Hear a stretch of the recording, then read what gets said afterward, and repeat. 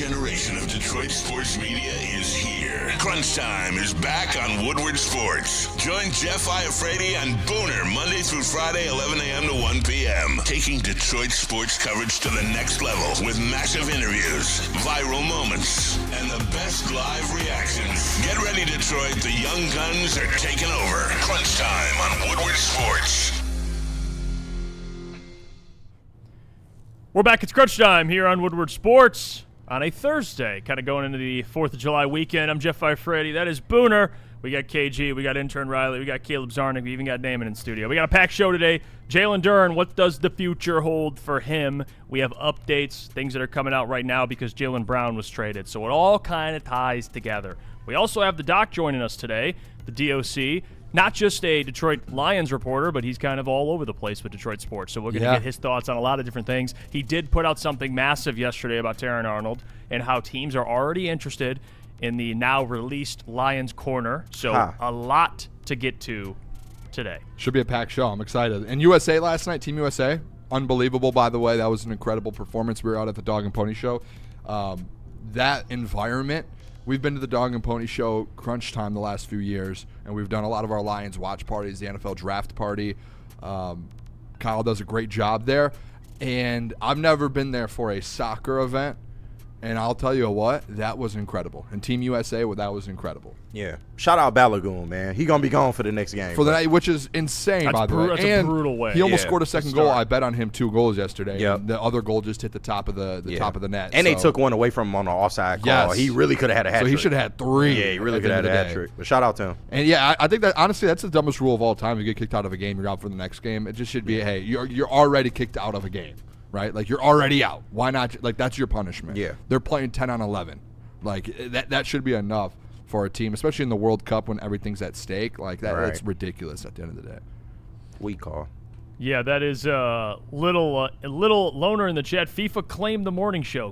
Careful what y'all show from the cup. Did they snipe the morning show? They sniped the morning show. We did get an alert. We got a text. Yeah. About 10 minutes Damn. ago. No. Damn.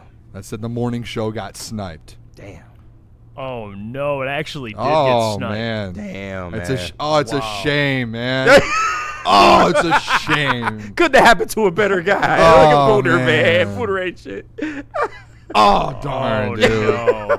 Neil Rule got Rule. sniped. Oh, Shout out to man. Neil, man.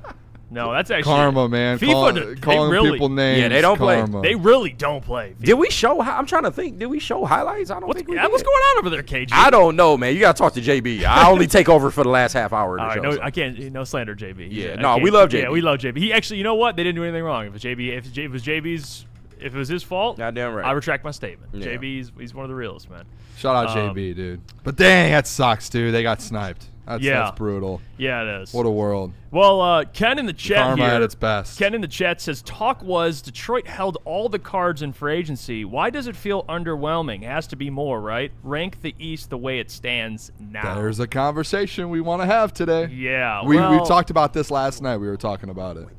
Yeah, Jason in the chat also says Pistons wasn't even on the trade block for Jaylen Brown. All the trade talks were fake. Should we just get into because Yeah, well, first let's start. I just want to say big farewell. We should do a nice farewell to Tobias Harris. He signed a contract yesterday with the San Antonio Spurs, and he got a little less than John Collins. But you know what? Shout out to him. I can't say a bad thing about him. He played his ass off. He was a second option in the playoffs. He was formerly a Piston, and my God, the amount of money that man's made in his career. Without being an all-star ever. It is impressive. 100+ million. You cannot hate on a man's bag. So No. Tobias Harris, we Generational. appreciate you for everything you've done, and I just think it was time. You know, he was aging. He's 33. I think he's going to be 34.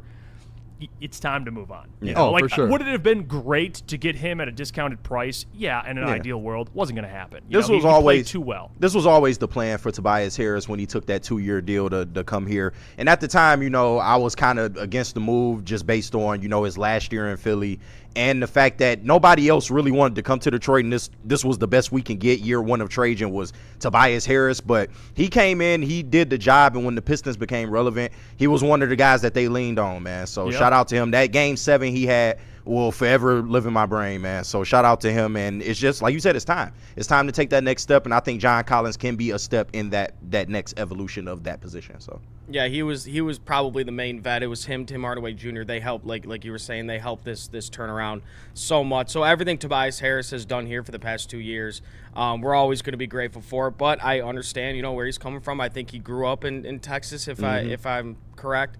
Going to play for the Spurs, going to contend for a championship. So Tobias Harris, go get that back. $300+ million he's made in his career. That is unreal. Crazy. It's insane for just a role player, essentially, like a career Never role player. been to an All-Star game, none of that. Yeah, I respect crazy. it. Going to get the bag, like I respect the hell out of Tobias Harris. I like that fit he has over there with the Spurs too. Yeah, I think he's the good. kind of what they need. Spurs fans were. I saw on Twitter, Spurs fans were like, "We went and got someone we didn't need, like a player we didn't need," and I was like, Tobias is a great upgrade. He's going to help you. Like that's a guy that's going to be at the 4 with Wemby, and he's a vet that you guys desperately needed. And Wemby is so versatile around the floor that Tobias won't clog the paint, like much in the way that if we bring Duren back, Tobias, his back to the basket game, that can create some problems for Duren offensively. So I'm really happy for him. I think he'll do wonderful for the Spurs. Not sure if he'll start or not over there, but if he does, all power to him. I think it's a great signing for the Spurs because one of the big problems they had last year, especially down the stretch in the finals, is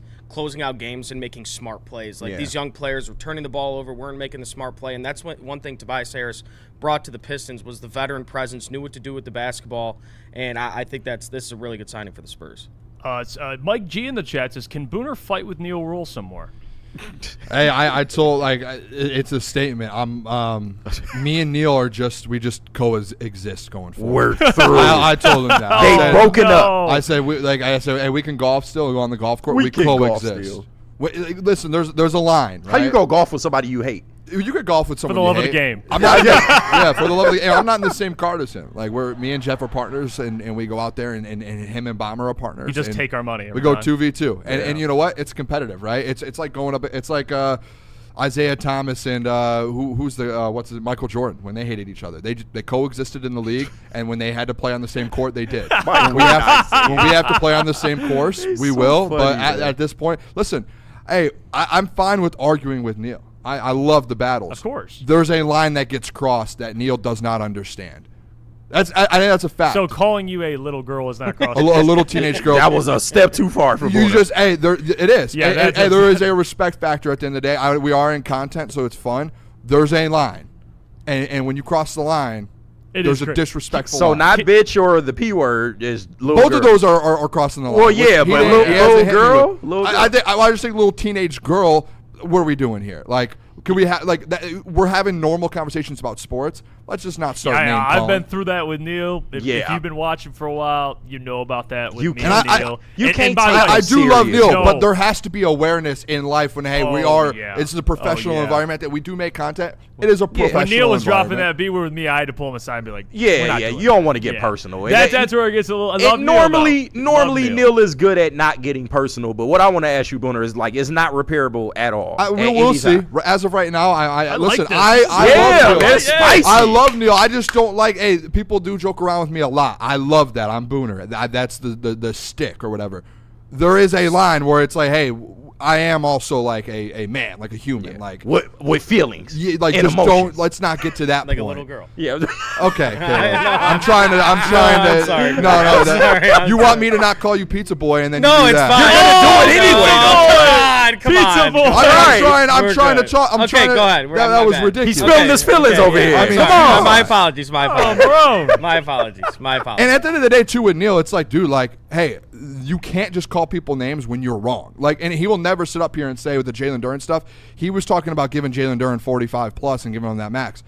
Now that he's not getting it, like, he's going to have some sort of spin zone, and he's going to say, well, I was told, or this was it. Like, no, this whole argument with Jalen Duren was such a simple fact. And I think you all in this room and in the chat have understood what I've been saying about it is, hey, there is a line, that $40 million line. If it gets over that, I'm willing to say, hey, if another team comes in over that, okay, go ahead. Were the Pistons going to do that? They probably were always going to match that $40 million line. Neil wanted to pay him 45. And that was it. Like, Neil said he's worth 45, 50. And that's the argument. And he's not. And at the end of the day, now we see the market that just went away.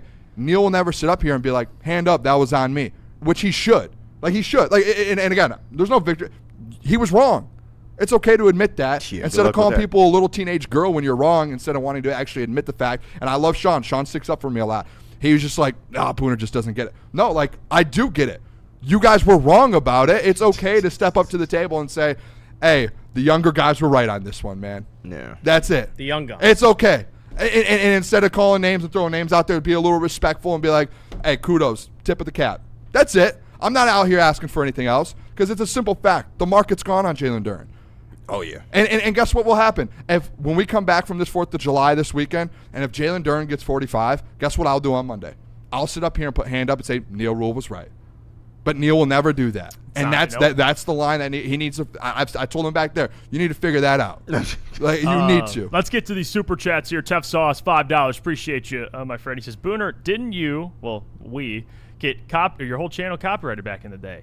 Yeah, we did. Well, not copyrighted. We demonetized for a few months. Because of a rule Yeah. on YouTube called it's like the reuse content, something like that. Oh, and yeah. we uploaded something that – yeah, it's a whole story. But, yes, technically you are correct there, Tough Sauce. And by the way, Go Blue. Neil's great at walking away from his bad takes like they never happened. He's elite at it. He's the best in the game at it. Neil might be wrong more than anyone in the game, but he just knows how to navigate and get around it without people knowing that. And he's good at a spin circle zone. button. But he will never go hand up on me, which, listen, people say, Booner, you're never wrong. You say you're never wrong. I always, you know this, the last couple years, hand up, I always say at this point, like, hey, I will say, you know, we're on film. As someone I've done a lot of shows with you've grown a lot in that way. Yeah, like we're literally recorded. He like has, you can go for back. Sure. Pinochet appreciate the $2. Says, it's what? bunch of crunch time. Appreciate the two from you. We got to get into this Jaylen Brown stuff because, man, oh man, he was traded yesterday. It was one of those moments, and I know the chat understands this. Like, you're following Pistons free agency,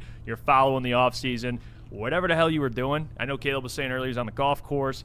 I forgot where I was. I think I was eating sushi. I was somewhere eating sushi. Of course you're eating sushi. This guy. I know. By the way, boys, I ate a lot of fucking sushi. Oh, my God. I mean, an unhealthy amount of sushi. Anyway, I get the text. Jaylen Brown traded to the 76ers. Man, when you saw that trade package, the corpse of Paul George. Yeah, bro. And some first-round picks. Yeah. We're going to talk about that. But first, I got to tell you about our friends over at Planet Fitness because, man, it's not as hot as it was yesterday, but what's going on in here, bro?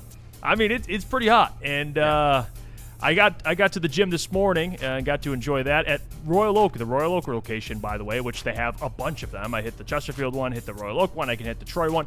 It doesn't matter. Planet Fitness is everywhere. 2,700 clubs nationwide, 50 in Metro Detroit alone. And you get that black card. You can bring a free guest anytime. $24.99. We're all strong on this planet. Planet Fitness. For more Detroit Tigers coverage, make sure you subscribe to Woodward Tigers on YouTube. All Tigers, all the time. For the hardcore Detroit sports fans who can't get enough of the Motor City's teams. All season long, you'll get non-stop Tigers content from on-field interviews, post-game reactions, and roundtable insight from Woodward Sports. Some days call for light, others lean bold. What about everything in between? All Day IPA, the easy choice for every day. Citrusy, crisp, refreshing. Flavor you can float with. Light on the hops, big on refreshment. One's great. Two, even better. Brewed with you in mind. No shortcuts, no fuss. Big on flavor, never too much. All Day IPA. Hop into easy. It's game on at Art & Jake's. Wings, burgers, pizza, and ice-cold drinks served up with attention to detail. Wall-to-wall TVs, great service, and a vibe that keeps your crew coming back. Art & Jake's, a sports bar setting with a fine dining flavor. The most talked about Detroit media by other Detroit media, and we love it. It's the Woodward Sports Network.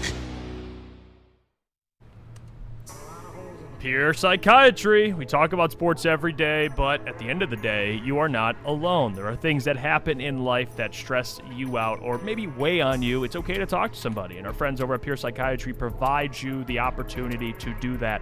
They provide personalized psychiatric care, 16 locations in Michigan, 2 in Ohio. They make getting help accessible and comfortable. So if you're thinking about taking that first step, which I highly recommend you do, visit PurePsychMI.com for more information. Crunch Time, Woodward Sports, 11 to 1 weekdays. We appreciate all of you tuning in. If you're watching, it takes a second. Hit that like button on the stream. Pushes us out in the algorithm. We have some super chats. We're going to get into the Jaylen Brown stuff. Don't worry. We have the doc joining us. Shad, appreciate the 5. He says, I genuinely don't know what Pistons fans expected to give in exchange for Brown, that equivalent to PG, without giving up Cade, Asar, or Duren. Well, yeah, well, this is the issue with that. I'll just say my thoughts on the Jaylen Brown thing real quick is I was watching the heavies last night when this was all happening. Shout out Planet Fitness. I was at Planet Fitness watching it, and I'm sitting there, and Easy's like kind of crashing out, and he was like trying to convince himself of like, why do I need to be mad at Trajan for not making this move? Like, I don't think it falls realistically. Like, if we knew the behind the scenes of it, it kind of lines up to where it was like, at the end of the day, the Celtics probably just did not want to pay Jalen Duren. They couldn't. No, they couldn't. I think that's what it is. Now knowing the market of where people look at where Jalen Duren is, and he's about to get 40 or less, the Celtics would have had to given him 45 for the Pistons not to match, right? Like, you would have had to do that, and the Pistons, the report was they were going to match. The Celtics probably just did not want to pay Jalen Duren that much, and you saw instantly when free agency opened, what did the Celtics do? They pivoted to Mitchell Robinson instantly. Yeah. So it just shows right away that, hey, they probably did not want Jalen Duren, and they didn't want to be in a long-term extension with him, and they would have rather gone a different direction. So it's hard to be like, hey, was this on Trajan? Like, no. How do we know Trajan didn't throw out those offers and the Celtics shut it down? That could have easily happened just as much as Trajan being like, I don't want Jaylen Brown. So that's why I'm like, I can't really be mad at the Pistons for doing it. And yeah, you're right. You had to at least give up Duren, probably or Asar or Cade. And you're not going to give Cade up. You're not giving Asar up. No. And Duren was a sign and trade. And obviously it was shown that his market wasn't where everyone thought it was. So that the money wouldn't have lined up in either way. Yeah. So here's the big thing that my takeaway was from this Jaylen Brown thing. I mean, you got to factor in too, like he gets traded, wherever he gets traded to, you have to pay him. That comes He's doing extension, like a 2-year extension. It's a 2-year, $142 million contract. Guys, $71 million a year. I mean, that is absurd. And Jaylen Brown's a great player. I'm like, hey, Kale, we can have that. You know, we could talk about, you know, the stream stuff and joke about it. But like as a player, he's a great player. But $70 million. And you'll be top heavy. Like in terms of depth, you won't have that's any what the Celtics are going through. Yeah. You know, that's why they had that's why they made the move. Because you can't pay two guys $300 million. That's what they were doing with Jason Tatum and Jaylen Brown. So they had to get rid of them. Do I think the Pistons tried? Sure. Yeah. They were in talks. There was reports they were in talks. I do think Trajan made the call and tried. And I actually agree with you, Boone, about the only piece he could have given up was a Duren, and that had to have been, again, that contract has to be negotiated, to your point, but also you still got to come up with the extra cash because he's making way more than Jalen Duren, even what he was going to get paid. So it is one of those things where it's like people just look at the trade and they're like, well, the Pistons could have done that. Yeah, it's not that easy. There's way more that goes into it. Yes, do they still have to find a score? No doubt. There's still more work to do. We're going to get into that, by the way. But just this isolated situation, do I think there was an attempt? Yes. But am I mad and Trajan this, Trajan that because they didn't have success? No, because I think it was more complicated than people are letting That's where I think the Jaylen Brown thing is just you cannot sit there and crash out over Trajan Langdon and the Pistons. Like, we know they tried. Like and by the way, too, I could be wrong with this. Neil this morning was saying that Jaylen Brown straight up said, I think publicly I don't think he publicly said, I don't want to be in Detroit. He just crapped on the Pistons. Yeah. When did he do that? He said it a while ago when he said it easy. He just talked. It was when the Pistons were bad. He was just trashing them a little bit. But recently, though, when this comes up, it's like, hey, if you're trying to trade for him, I don't think Jaylen Brown came out and was like, I don't want to be in Detroit. I think if there was a legit conversation and a deal that got put in place, I think Jaylen Brown would have been like, I would love to go play with Cade Cunningham. He didn't publicly be like, I don't want to go play in Detroit. I don't want to play with Cade Cunningham. I don't remember that in the last 6 months when this all came up. I'll add to that because Kool-Aid. I was going to say, we got a text yesterday. We got a text from Brandon. That's where I was like, I don't think he said this. So Brandon Dent, you guys know Detroit Kool-Aid. He's actually down in Florida with Legacy, and they got Tim Hardaway Jr. or Tim Hardaway Jr. signed in Miami, but Tim Hardaway, Lindsey, everybody. Trace McGrady's Jaylen Brown. Well, Jaylen Brown's and his brother is down there, and Kool-Aid got to talk to Jaylen Brown's brother. And they were talking. I'm sure Kool-Aid was talking about. I covered the Pistons, talking about the Pistons. His brother told Kool-Aid, Jaylen Brown's brother, that, fun fact, a lot of Jalen's family is from Michigan. He's the only one that was born in Atlanta. So his family does have ties to Michigan. So That's do why when I saw think that because he text- crapped on the Pistons one time, do I think it? No, I don't. That's why when I saw that text, I was like, okay, so he would not be like, I'm not coming to Detroit. Yeah. And that was when Neil said that to me. I was like, wait a second. Like, and I looked it up. I could not find, and maybe if he crapped on the Pistons 2 years ago when they were bad, okay. When they won 16 games, okay. Everyone did. Kyle Kuzma did, and he's from Flint. Austin Reeves. Also, every single person Who was did. almost a Piston. Yeah. Yeah. So, like, just He because. said hell no. You're right. Because when you had a 16-win season, like, people go at you. Like, I think that's all fair game. But when you become good and it's like, hey, you're an attractive franchise now. I didn't hear in the last 2 months Jaylen Brown go on his stream and say, hey, I don't want to be a Detroit Piston. I didn't hear that. And, like, that's different context there. That's when you look at it and go, wait a second. If that deal would have gotten done, Jaylen Brown would have been fine with coming to Detroit at the end of the day. I think it just came down to, hey, they couldn't work something out with Jalen Duren because Jalen Duren's price range. Like, I think that's what it came down to at the end of the day. Let me throw this out there before, because I do want to hear from you guys on this. I also want to just add that, you know, what we've seen through free agency, and people are going to bring up, like, because we talked about the trying thing, and people are like, oh, I'm sick of trying. It's not even about he tried. It's about what it actually took to get the deal done. I don't think it worked for the Pistons, unfortunately. But even going back to some of these other names in free agency, Trajan has tried for Austin Reeves. He has tried for Kawhi Leonard. And I'm not saying that to give this guy like a consolation prize. I'm just stating facts. Yeah. He tried to get Austin Reeves. He tried to get Kawhi Leonard. The problem is with that, it's a two-way street. And Kawhi Leonard could have been like, I want to go to Detroit. Guess what? He went to Toronto where he already played, and they made that work out, and they paid for, and they gave up Brandon Ingram, by the way, but which, you know, he's whatever. But they did give him a young piece, a guy who's a 20-point scorer for Kawhi with picks. Like, he didn't want to come to Detroit. He didn't want to sign an extension. So it is a two-way street at the end of the day. Like, I know for a fact, based on not just like, oh, I called, based on the reports, reputable people reporting, the Pistons have been in on a lot of these dudes. Yeah. They are just striking out, which is it sucks. And it's not over yet. It seems to be that way. But you can't – this is where, like, people are going to flip because fans are emotional. I understand it, okay? Yeah. And you're going to wake up today with this Jaylen Brown thing and be like, man, Trajan, this guy's a clown. You know? But it's – you can't flip like that. This is the difference. Like, again, you can't. I said it yesterday. Like, this is why I said right now Trajan's the best GM in Detroit.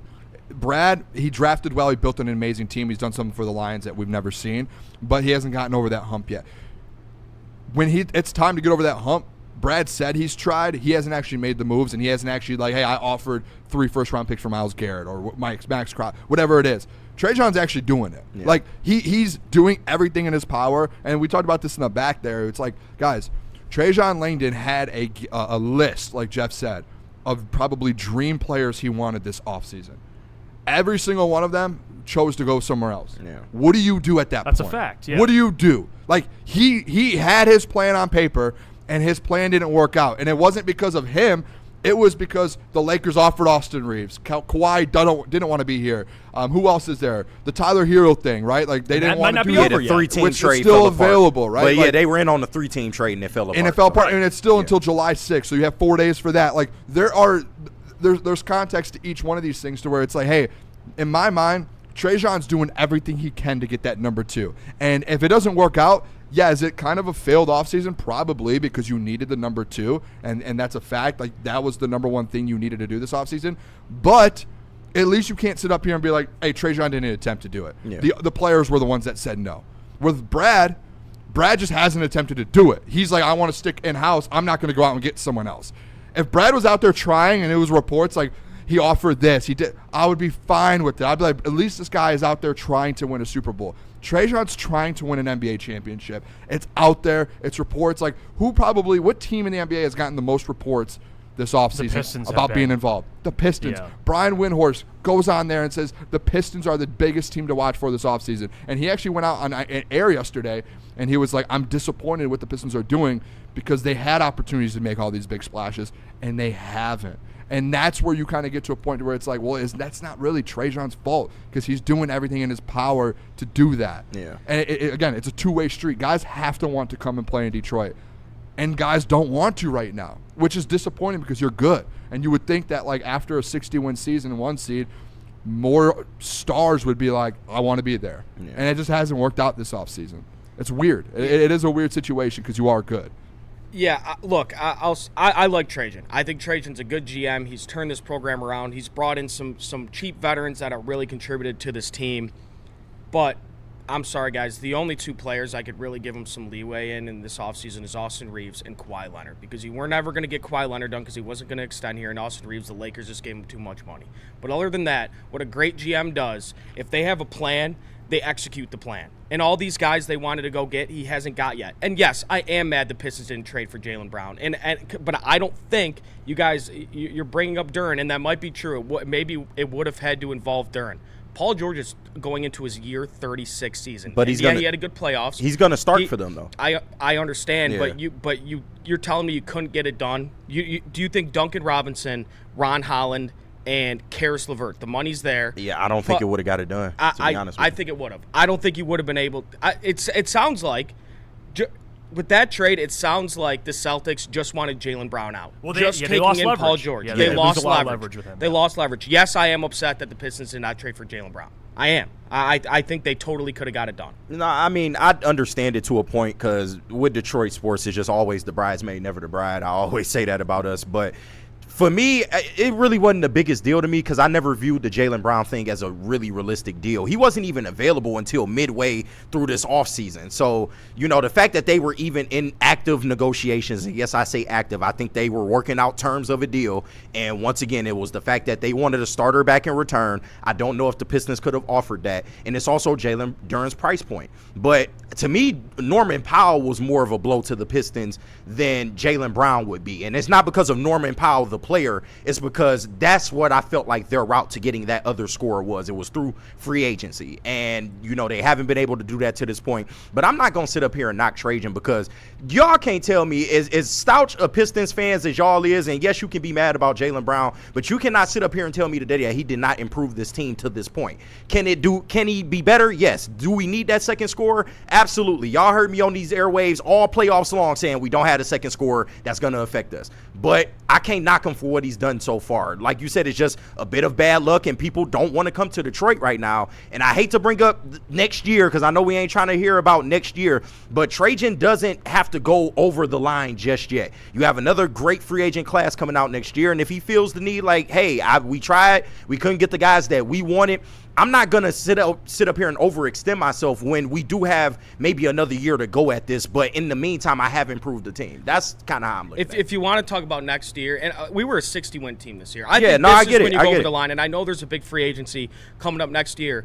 Right now, on paper, of course, the games have to be played, but on paper in this offseason, you're probably the 7th best team in the East right now. You've been lapped by the Pacers. I'm not going to the Sixers, the Pacers, the Raptors, the Heat, the Knicks, Cleveland, they're all better than you right now. No, but I mean, you can can say that on paper, but for the people, and we've had a lot of those people that think the Pistons are just going to drop from the number 1 seed to a play-in. Like, where do you see that at? Did you not believe in the Pistons to begin with this year? I don't think, by the way, I don't think it's like they're going to drop to a play-in. No. I think it is, though, like, you won't be the number 1 seed. The games have to be played out. This offseason, guys, you had to make a move. Like, that's what it was. Like, there's no bottom line to it. A move had to have been made. You needed to take a big jump, and you needed a number 2 scorer. That's a fact.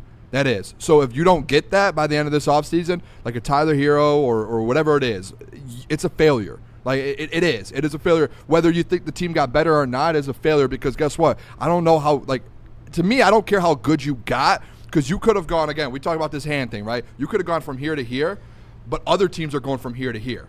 And teams are passing you up. And you could have won 60 games. And again, I was told this whole year that the 60 games was a fraud 60 games, right? So in any other season, it would a 45-win, 50-win season or in the 50s, whatever. So if it was a fraud 60-win season, and now all of a sudden other teams are passing you up, the Pacers are going to be back better than ever. Because, we know that because we assume that. Like, if we're looking at it, the Pacers are going to be back because their whole team was injured. Let's just go down the line here. The Miami Heat, as much as people want to say they're not, they got Giannis Antetokounmpo. They're going to be one of the top teams in the league, and they have Eric Spoelstra. But they were very top heavy. But the Hornets, the Magic. You almost lost to the Magic. You went to Game 7 in the Magic, and you got lucky. You won that series. Fired their coach. But they just hired a new coach. Probably better. They coach, got honestly. better because of that. So that's 3 teams. The Sixers is a 4th team that's better than you right now. The Raptors with Kawhi probably just got better than you. The Cavs just beat you in Game 7. The Knicks just won the NBA championship. I'm not willing to go that far. I'm not sitting here saying they're going to drop to the 7 or 8 seed,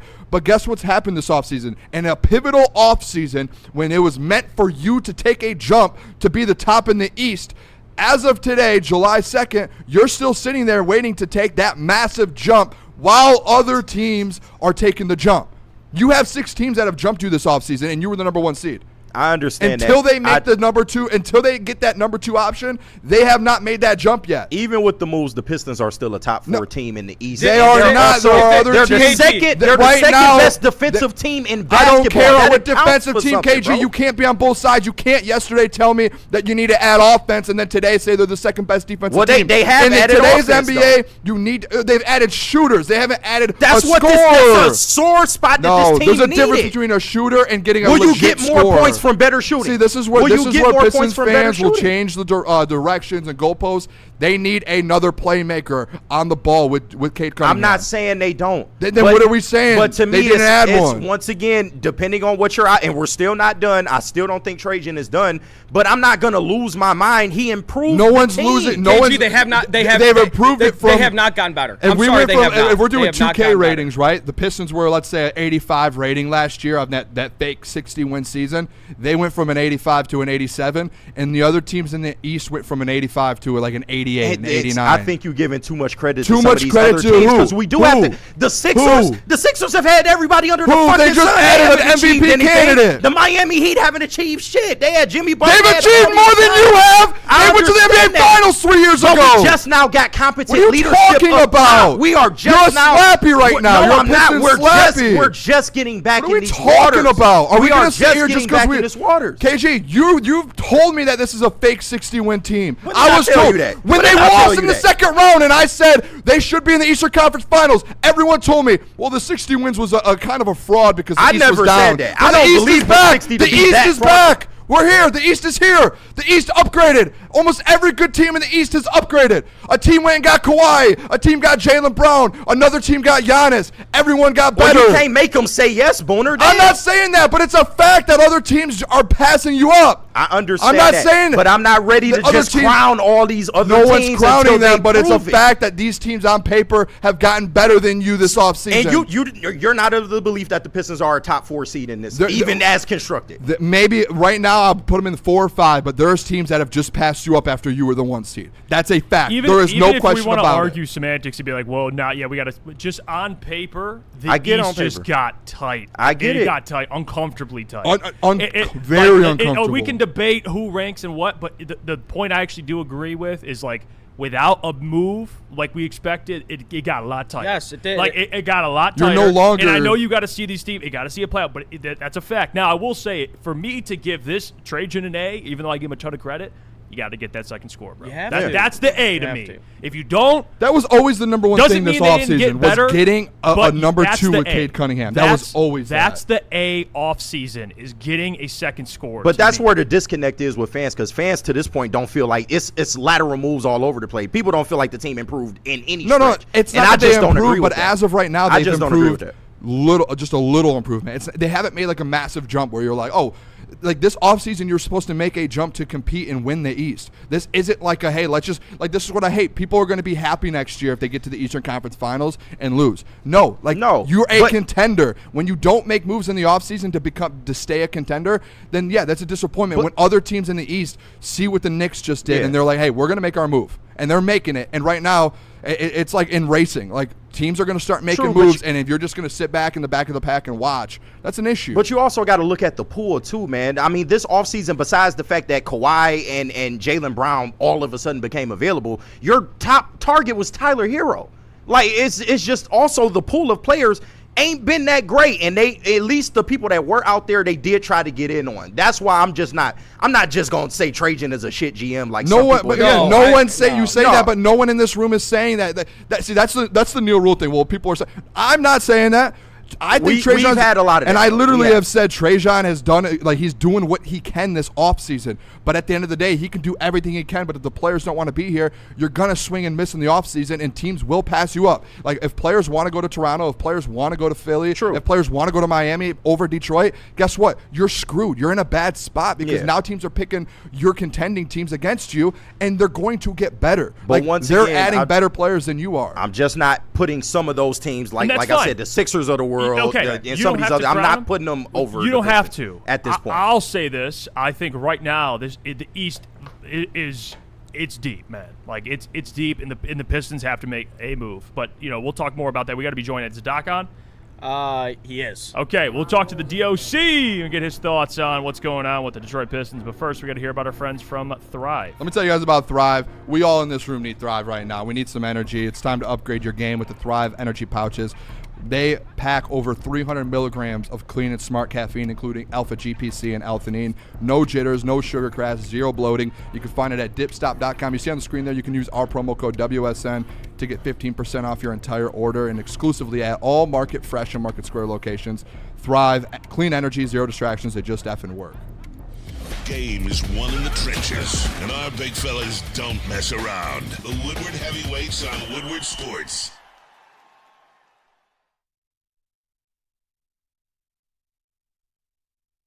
Thrive energy pouches give me the energy and clarity to find and beat the shit out of every opportunity that shows its face. Live and direct, I'm back on set action. Create the wave, we cannonball splash 'em. Mic cord swinging, get your head chopped. Point blank, dead stop. 16 bars in a headlock. Thrive energy pouches are for the people who actually want to win, not for the crybabies out there who are happy with a participation award. There's zero sugar, so give Thrive a try.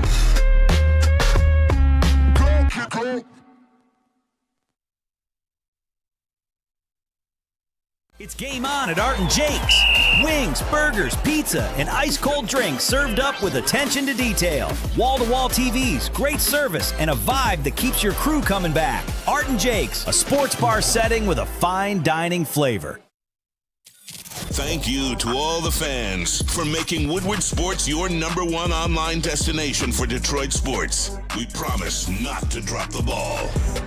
All right, if you're looking for a career upgrade, check out Mortgage Pros, the #1 mortgage broker to work for in the entire state of Michigan. We saw their incredible company culture firsthand at their annual block party, and their team, they truly love what they do, with over 4.9 stars on Google ratings and over 4,000 Google reviews. Their reputation, it speaks for itself. So if you're looking for a new job, give Mortgage Pros in Troy a call at 248-416-1361. Mortgage Pros, let the pros handle it.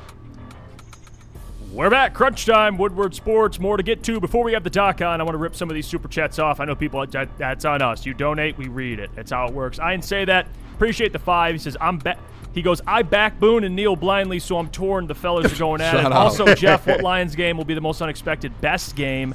Hi, KG and Caleb. What up? Shout out. I'll Shout say out. a sleeper game, Panthers game. I think that's going to be a good Maybe a good one. one. There you go. By the way, I got to say this to the chat. I'm never gonna stop yelling. I hate. It's one of my biggest pet peeves in the chat when people are like, "Stop yelling." Just turn it down. Yeah. People are like Booner, Just turn it down. People are like Booner, step away from the mic one bit just so you're not as loud. You have a volume button. Yeah. I'm not going to change how I do the show. No. I will always yell. It's a passion. I'm not yelling because I think I'm right. We're having good conversation. It's conversation. It's not mad. We're nothing. I'm yelling because it's passion. It's just talking We're ball. having Yelling fun. like a grown man, not a little girl. Yeah, not a little teenage girl, as Neil would say. But I'm literally. I'm not out here yelling because I think I'm right. It's passion. Yeah, that's all. I hate when people just complain about that. It's like, dude, don't It's sports talk, bro. Think about what I'm saying instead of the yelling. Yeah. It's my job to yell. Come on. Keep being you, Boone. All right, Don't change. Peter Shea, appreciate the 5. He says, Jeff still don't or won't talk about the BP gas station owner if you know you We got to know. figure this wait, one out. wait, We what? got to figure this one Guys, out. Listen, What I don't know. I genuinely don't know. I've been to some BPs. I probably have bought some Zins from some different BPs. I don't know. Please enlighten me. You upset a worker? What happened? Actually, you know what? I love BPs. It's something about a BP, man. If Yeah, I don't know see what's BP going on. Okay. with the But BP you talk. got to let me know what's going on with the gas station owner. I don't know. If you hate one of my takes or something. So someone said, Shut- Booner, unrefined. Jeff doesn't have to yell at all. We have different We personalities. got to Let's get go to to the the super super chats, chats. bro. Let's I do love the you. We super have chats. different personalities. Shad, Thank you for the $5. What's funny is that we had the same discussion last offseason and won 60 games. Yeah, thank you. But- People but- thought but- they was a but- forcing Nate Johnson. No. I'm not doing this. No, I am not doing this because KG, you, Neil, everyone. When I bring up 60 games, it was a fake 60 games. No, I never said that. But So when I please got don't mad put that about on getting me. bounced in the second round, people were like, "Well, it wasn't a real 1 seed." Okay. No, okay. the only But thing now I we said want to is use that- it as an excuse No. for our team is good. And for the record, you can go find it. I've never said that they had a fraud 60. All I said was that the offensive limitations were gonna eventually catch up to this team, which they did. It played out in real time. But the fact that people really think that 60 wins was fake, it just kind of shows like, okay, the people that are saying, oh, they're gonna go from number 1 seed to play in or 6 or 7 seed, that kind of shows me that you never believed in the 60 wins in the first place. Silas, he says, appreciate the 5. All right, but Celtics fans think their GM just ruined their window. Philly hasn't won a trade in 40 years. Knicks are at the top. That is the issue. Thank you. Knicks are still at the top. Pinochet, appreciate the $2. Says Adam, ? Juicy, ? Oh, so is that the BP gas station owner? Is that? Oh, I don't know. What do you want me to talk? I'll talk about Adam. He's the GOAT. We talk to him all the time. I still talk to him. So if that's who you're referring to, that's fucked up. But shout out Adam. That's my brother, it's a man. little racist, but Yeah. Shout out Adam. We're gonna let that slide. Yeah. But Adam would laugh at that. Let's get to the doc. John Macroon covers the Detroit Lions for Sports Illustrated, joins us every single Wednesday. Joined us on a Thursday because we asked him to, and he said no problem because he's a pro, he's a teammate, he's a pro. John, how we doing? John, you're the guy to go to. You're like the I want championships guy, and I love talking to you about this stuff. No, you are. You demand greatness. So I go to you for this, Doc. Pistons off season. How do you feel? How are you feeling right now on July 2nd? Yeah, no doubt about it. I just appreciate after 3 years, you guys still view me as a trusted source, even though people always want to question me, even though I'm one of the premier reporters in town, and Talk I'm about enjoying it. my vacation, getting tan on these hot days, spending time in the pool, and now talking to you guys. Let's talk business. Let's talk turkey. Yeah, look, it's still early. It's still 3 days in. It does kind of have a feel that Trajan Langdon is positioning himself to make a splash, which is good. But, listening to Booner yell, I have no problem. I love the passion. And you're absolutely right. Booner is all about what does this signal in regards to how close the Pistons are to a championship. And I look at it like, look, the real issue is Troy Weaver boned this team with picks of like Jaden Ivey and Ron Holland. When you have top 5 draft picks, you have to hit. You can't whiff because now you're forced to trade additional capital. That's why a lot of reporters or people giving opinions go, F them picks. It's a high risk to continuously hope that you can build through the draft. So now everyone's looking around the league and you're saying, okay, I like the addition of John Collins. I think that is a nice compliment, but I think universally everybody can agree. Everybody in Metro Detroit can agree. We want more. Find the next guy that can also be, maybe 1A to Cade Cunningham. John Collins is nice, but nowhere near where you would say if you're done, that would be acceptable. You got to do more. And whatever that splash hopefully is, whether it be a Murphy or somebody else, I just want to see continued growth. And that's what Trajan Langdon does. He does get the benefit of the doubt that he's taking a patient approach to rebuild it. Thankfully, he's getting rid of guys like Isaiah Stewart and Uncle T or Grandpa T now as he gets older. I'm glad that he's taken the approach to try and get better. That's a little bit more than some of the other general managers in town. But Booner's also right. Have they done enough to where I'm comfortable saying that they're better than the Cavs, Magic, Knicks? No, they got more work to do. Hey, Doc, what would you want them to do? Do you have any options like when it comes to like Tyler Hero, different free agent options for the Pistons? I know the John Collins thing yesterday, but if you were Trajan Langdon, what path would you take to get this team over the top? Yeah, it's real fascinating, right? You look at the makeup of the Pistons and you realize, okay, the East now has a point guard, and I like the recent trade that they made. I think that the trade with OKC is going to help you, and I think maybe Trey Murphy could be it. I'm wondering if there's an under the radar. I'm not really down with the whole talk about LeBron James. I think he's destined to go to Golden State. I think the addition of Joe is going to help in terms of facilitating the basketball. I look at it and I say, you know what?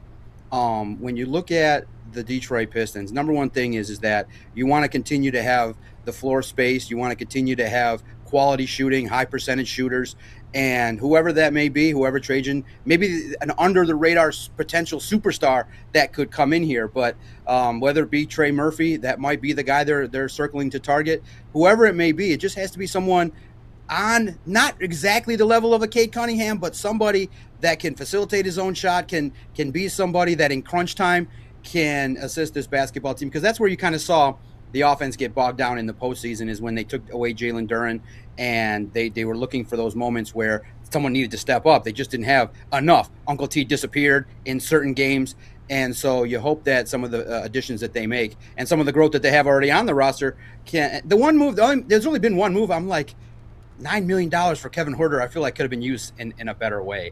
And I'm like, man, 3 years. I know maybe the third year is a team option. That's the only move that leaves you head scratching. He provided you next to nothing last year, and I'm wondering what they see in his potential growth. But I'm fascinated, like everybody else, to see what Trajan does. I think that the one thing that you realize is that Trajan Langdon is cerebral. He's going to want a smart basketball player that's going to be hardworking. And the only thing I just want to keep seeing, get more shooters, more shooters. Well, Doc, I just want to ask you, get right into it, because I actually saw Detroit Lions on SI. You mentioned this in one of your articles for the Detroit Lions, that Taron Arnold expected to be on an NFL team within 30 days. And TA's lawyer, he also said that TA's been contacted by 3 teams. Ooh. So I'll ask you, Lions cut him officially. We'll just start with that before we get into like the whole teams. That they cut him. It's a no bullshit team. You know this, Doc. You've been covering them. A, what did you think about the Lions and how they approached that situation? And B, how did you feel when it happened? Do you think, hey, this was going to happen, no sweat? Or Neil Rule here on our network was like, hey, man, he ain't going to watch my kids for me. Like, that guy can play for my franchise if he's able to play. What side of the fence are you on? Yeah, no, it was real interesting. It was weird yesterday. Look, guys, I just, maybe every week I'll just keep doing it and share my credentials. I am a trained now NFL reporter. I have access to information maybe people don't. And maybe some of the fans here in town are locked into Facebook or maybe into other avenues to get news. But it was weird yesterday. All I did was share what I read from the court. I get the court records every single day. Obviously, being somebody that's tied to the news, I got the message from the attorney, and I just shared what I got. And then everyone's like, I don't believe it. Where's this guy coming from? It was a weird response. But now, obviously, bigger outlets are talking about it. Well, Doc, can I ask you this? Can I ask you Yeah. this real quick? The reason, but it just clicked in my head. The reason that his lawyer Harvey Steinberg is saying, well, he's been contacted by teams, is it because the prosecutor's trying to get the tether back on? Yeah. Exactly. Okay. Exactly. So he's trying to. This is where it's coming from. It's coming from Taron Arnold's representation. He doesn't want him to wear a tether. He says, "Hey, my guy still has a chance to be employed." So it's just weird where there's so much distrust in information that people get kind of clouded in judgment in regards to people who actually know the information. So it's just funny to me because I'm just going to dunk on you and call you stupid. It's just weird. It's just weird. It's a weird thing because you look at the scenario, and another example, was prior to Terrion getting cut on X in a public forum. I'm like, guys, here's what I think. And this is just me based on listening to the line. Remember, I'm also, if people don't know, I am a sports reporter. I am a podcaster, but I am also now really, truly what I'm really great at. I'm 25 years into a psychology career. I'm a human behavior expert, and I'm trained to listen. And so my response was simple. If you followed us, my post was simple. I go, guys, here's what I think is going to happen. The trial's going to happen, and he's going to be either found guilty, he'll get cut, he'll be found innocent, he'll be cut. And everyone's like, no, come on, you're a hater. I'm like, guys, I've listened intently to Dan Campbell, Brad Holmes for the last 6 years. They said intently, no turds. Dan Campbell's personality has changed. What do you think was going to happen? So I just, like I said, in the end, I love the banter with people who don't trust me. And then I just keep, the reason why I'm still around after 15 years is you keep mistrusting me and I keep dunking on you. So it's just funny because a lot of the opinions that I deliver, yeah, there's going to be some emotion behind it like Booner, but a lot of it's going to be driven by reason. And I get what Neil's saying. He wants to have a cornerback in the room that's a little bit better than anybody that they had. But unfortunately, once this legal matter started, he went into the turd category and he was going to be cut. It was no doubt about it in my mind. I am surprised by the timing, given the fact that they didn't wait for a trial. But by and large, I'm very unfortunately for the Lions, it's something that had to happen. They have to move on. It's way too much noise. I mean, we're talking about it every single day. So I just think that the question mark is flip the page and find a cornerback, hopefully that can step up, because in my research for Lions on SI, holy smokes, and you guys said it to me last time, and I read up on it to confirm. The funny part, it's funny to me, Brad Holmes calls himself the cornerback whisperer, and there's no cornerbacks that you trust right now. That's a little SOL-esque. That's a little bit crazy. But at this point in time, there should be a help wanted sign. Cornerback, anybody that's tall, that can play physical and stay out of legal trouble, apply for the cornerback job for your Detroit Lions, because all the draft picks have been a whiff, going back to Jeff Okudah and Terry Fair. It's just been awful in terms of the cornerback. The only real hit you've had has been Darius Slay, and he's retired. And someone asked me in an interview recently, should we call up Darius Slay and try to bring him back? The cornerback room has been abysmal, and it's got to be fixed. And that's part of the reason why your defense has struggled for the last several years. Hey, Doc, I got a two-part question here. One, I did see yesterday you put out the article, Zach Zenner commented on the Terrion stuff. Can you break down kind of his comments on it as well? Zach Zenner, obviously, everyone knows him in Detroit.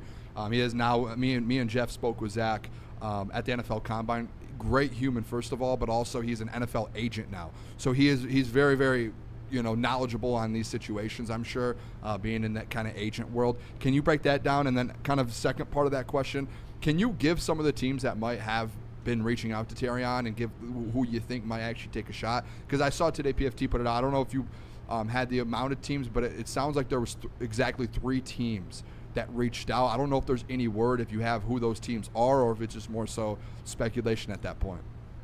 Yeah, no, look, it's a funny story real fast here with Zach Zenner. So he got released in August of 2019 after camp, right? So that camp was my first time there in the locker room. I was very passive, I was very shy, and I didn't approach too many people. One of the first people I approached to put a phone in his face and say, hey, what did you think of camp? What do you think of what's been going on? Was Zach Zenner, and it was late August. And so I don't even think I put the story out. You know why? The 3 hours after I spoke to Zach Zenner, he got cut. So it was a harsh reality of how fast life in the NFL moves.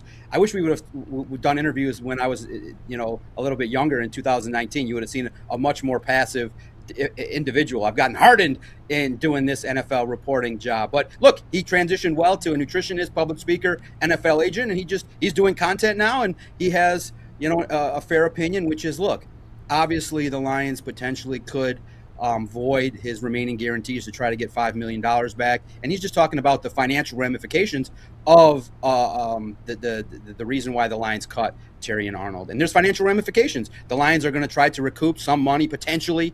Maybe. I don't know how much they want to keep this going. They have maybe the right through the collective bargaining agreement and contracts to kind of take a look at that.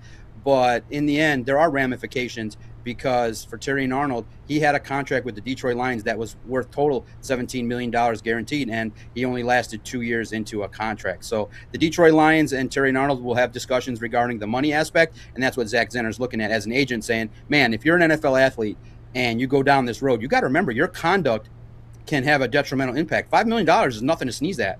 And, you realize that Terrion Arnold and the lifestyle he wants to live may, in several years from now, look back and go, man, the mistake I made could have potential ramifications for my income, what I could earn in the future. I don't think he's going to make all that much money with the teams. And then to your point, I think that among the 3 teams you would naturally assume is the Jets, with Aaron Glenn. Maybe the Bears, obviously, with Ben Johnson seeing what Terrion Arnold could do. Other teams that I wrote, and I wrote also at Lions on SI, a list of 5 teams, maybe the Commanders, Buccaneers, teams, and then also teams that have no problem taking guys like Terrion, Cowboys, Chiefs. You realize that, across the league, the biggest question mark is going to be if he lands on the exempt list. You got to remember, too, when you put out a report, you have to actually understand the report. I didn't say that he was going to sign with another team. The attorney, like I said, my job is not to just go on Facebook and get text messages from people. My job is to actually dig a little bit deeper. So I just got the information from the attorney. I read it and I shared it. And so it's a nonstop he said, she said reports and things like that. So I just hope that in the future when, you guys tag me and stuff like that, people will just stop saying I'm the best part is like people saying I'm not a credible source, and half the people don't even know who I am, which is funny at this point in time. I know when you use a tag of a Detroit podcast, it comes off weird, but I kind of do that on purpose. It's kind of funny that an NFL reporter with credentials calls himself a podcast, but it actually kind of works in a funny way because it sets people up to say, who is this guy? And I'm like, it's me, John McEnroe, NFL reporter. Here's the report. And here's 24 hours later, the report got confirmed. You guys had it before Pro Football Talk. And that's why you guys trust me and I trust you guys, is that I'm not going to put out nonsense. I just like it because I actually I enjoy talking to trolls because it makes them look dumber than they actually are. Oh, no, that's the best part of the business. You're not a credible source, but you work for Sports Illustrated. Okay, got it. But no, I just want to ask you about the cornerback options because, you know, we've talked about this before, and clearly they have to do something. We, you know, are used to them maybe doing it in-house, but what do you think the cornerback options are for the Lions? Do they acquire somebody through a camp cut? Maybe even go out into the trade market, which I doubt, but I would love. Where do you see those options, and what type of urgency do you think the Lions will have in terms of filling that spot? It always lends to the idea of everybody wants better, okay? And then I'm trying to say this succinctly because I know you guys will be up against it. Look, this whole matter with Terry and Arnold also lends to support to people like me and those that say F them picks. And I know people will say, well, Brad did all his work and he did all his research and it didn't work out. Well, then your argument about building through the draft also takes a nosedive. That's why people like me are screaming, the draft is a risk. The draft is, you never know. Haven't you had enough of Terry and Arnold first-round bust? Terry Fair doesn't work out. All the second-round busts the Lions have had. Have you not had enough of draft busts to tell you that use those picks, those maybes, into proven players? So when they write stupid stuff like this, it only lends to the argument, well, if you're going to build through the draft, yeah, you got lucky and you got top 10 picks and you hit on them. Now there's a regression to the mean. You're not going to hit on as many picks. I just shared 2 weeks ago 10 picks in a row that have no impact. Use those picks for proven players. So I don't care. Trade a third-round pick for Rasul Douglas. I wrote a story. Christian wrote a story today about Zion McCollum. His cap hit is high, but get guys. Number one, at this point in time, Mr. Brad Holmes, you've already told us you can do all the research in the world. Great recommendation from the greatest college coach, former Michigan State coach, Nick Saban. You can get all the recommendations in the world. And he's the overall, all the draft geeks who sit all day and go, I like this guy and I like that guy. I'm going to put on 30 mock drafts. All those guys said draft Terry and Arnold. And look what happened. So that's why we're all screaming at the top of our lungs, F them picks. It's super risky, 50% at best, you're going to hit. So you got lucky in building a core through the draft, but you haven't won a Super Bowl. So that's why I'm out there. Go out there and get the best player possible. All my colleagues tell me Rasul Douglas is a nice stopgap. I just think that the Lions are going to stay in-house because of the cost, because of the fact that you have two guys you can develop. And you also got to take a risk. Next man up is a draft pick. You have to kind of show, if you go outside the organization, then it kind of shows, man, we whiffed again on Ennis Rakestraw. So in my humble opinion, they are going to try Ennis Rakestraw, Nick Whiteside, Rock Ya-Sin. And then if training camp comes and I'm writing reports that J-Mo's torching them every day, you might see a move made. But look to the UFL. I'll start looking there too for cornerbacks. But keep looking. That's the theory, is that the Lions are never good enough until they win a Super Bowl. But it's hilarious to me where people will write and defend that pick of Terry and Arnold. It was a bust. It was a disaster. It makes, when your first round pick doesn't last 3 years, your class is a disaster no matter who shows up. It's common sense. Now, it's bad luck for the Lions that happened with Terry and Arnold, but that lends to the argument. Exclusively building through the draft is really, really tough to accomplish the goal of winning a Super Bowl. In my humble opinion, I'll say it again for the 1,000th time. In order to win a Super Bowl, you got to hit in free agency. You got to have impactful guys in free agency, not just a bunch of cheap one-year guys. You got to hit in the draft more often than not. You got to be above the mean. You got to also nail the trade deadline, and the Lions have been passive. And to wrap that up real fast, remember, there were whispers that Danielle Hunter was available in 2023. Danielle Hunter, the pass rusher. What would it have cost? First round pick. Lions maybe decided that cost was too rich. So in 2024, they made the decision to draft Terry and Arnold. And that's why we F them picks and stop talking like these draft geeks are running are telling people how to run an organization the right way. All right, would you rather have Danielle Hunter or Terry Arnold? And I know I got the benefit of hindsight, but at the same token, any investment in trading for proven players would only help this Detroit Lions team. Hopefully, if Brad Holmes can continue to grow in his pro player personnel, because it also hasn't been that great as well. But hell, if you can find players that universally people think, okay, this guy can help you, you can get out there and make this football team better. But man, drafting is risky. And there's no guarantee the 24 draft is going to turn around or that the 25 draft is going to be impactful. Everything has to be better in order to win a Super Bowl. That's how hard it is to end up winning a Super Bowl. Well, Doc, I'll ask you, because you mentioned that the Lions will probably go in-house, which we assume the same thing. One player that it seems like some of the fan base is pretty confident in, Rock Ya-Sin, who has been on 4 different NFL teams the last 4 years. And he started in some spots last year, played pretty well against A.J. Brown. I think people take that sample size and they're like, oh, yeah, 17-game season, he'll be fine at your number 2 corner spot. You've covered Rock Ya-Sin. Like, you know how the Lions feel about him. Do they really love Rock Ya-Sin? And then I need the Doc's opinion on that. Like, how do you think that experiment plays out? Yeah, no, it's a perfect example to talk about roster building and why the Lions are in the spot that they're in. Rock Ya-Sin is a safe player. He consistently does his job.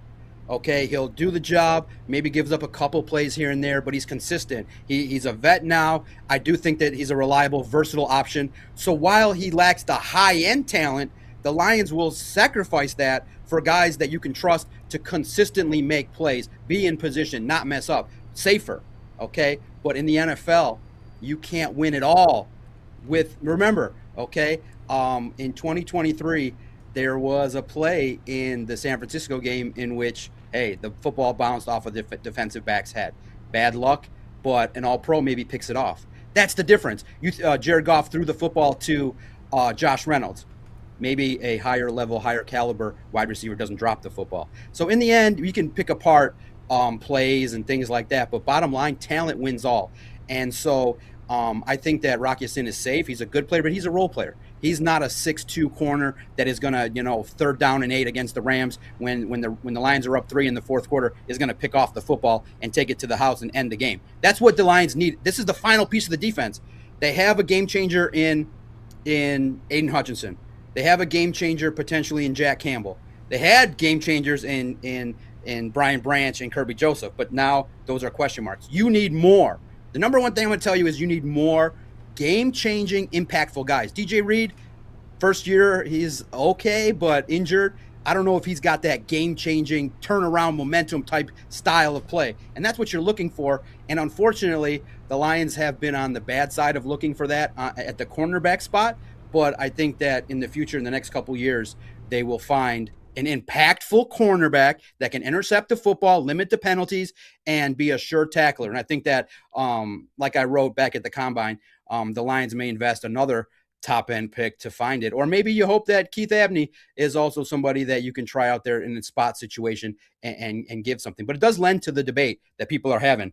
Maybe the Lions should have trusted Terrion less and prepared better in the draft, maybe invest a third-round pick in a corner and, do a little better, especially given the fact that most people understood, across the league at least, understood that the Terrion matter was going to be something to pay attention to. Hey, Doc, I want to ask you this. This is kind of just a Detroit sports question as a whole because I brought it up. I think right now, like if Trajan does make that next move, the big move of Trey Murphy, whatever it is, I think right now he's the best GM in the city because he is building a championship roster. Yeah. And he has a contending team. If he gets that next player next to Cade Cunningham, where do you rank right now? Like with Scott Harris, Steve Eiserman, Brad, Trajan Langdon, how would you rank them right now when you look at actually to win a championship and what they're building as a GM in the city of Detroit? Yeah, no, look, it's tough, man. It's real tough because I think Brad and Trajan are right there. Look, you still have to give Brad Holmes credit for getting the Lions off of the ground. We're talking about getting the Lions from being a respectable team to being a great Super Bowl winning team, and that's the best spot for me to be talking about the Lions. I wrote a piece for Lions on SI. I said Brad Holmes needs to learn from Trajan Langdon and trust his guys a little bit less, and maybe be willing to sacrifice a Sam Laporta for an impactful player. Maybe sacrifice one of the draft picks. Maybe not pay Brian Branch $20 million a year. Maybe take a stance that maybe is a little unconventional to get more talent here in Detroit. So I think, first of all, Trajan Langdon is cerebral. You love the fact he understood. He was honest. He said, look, I'm taking a wait-and-see approach.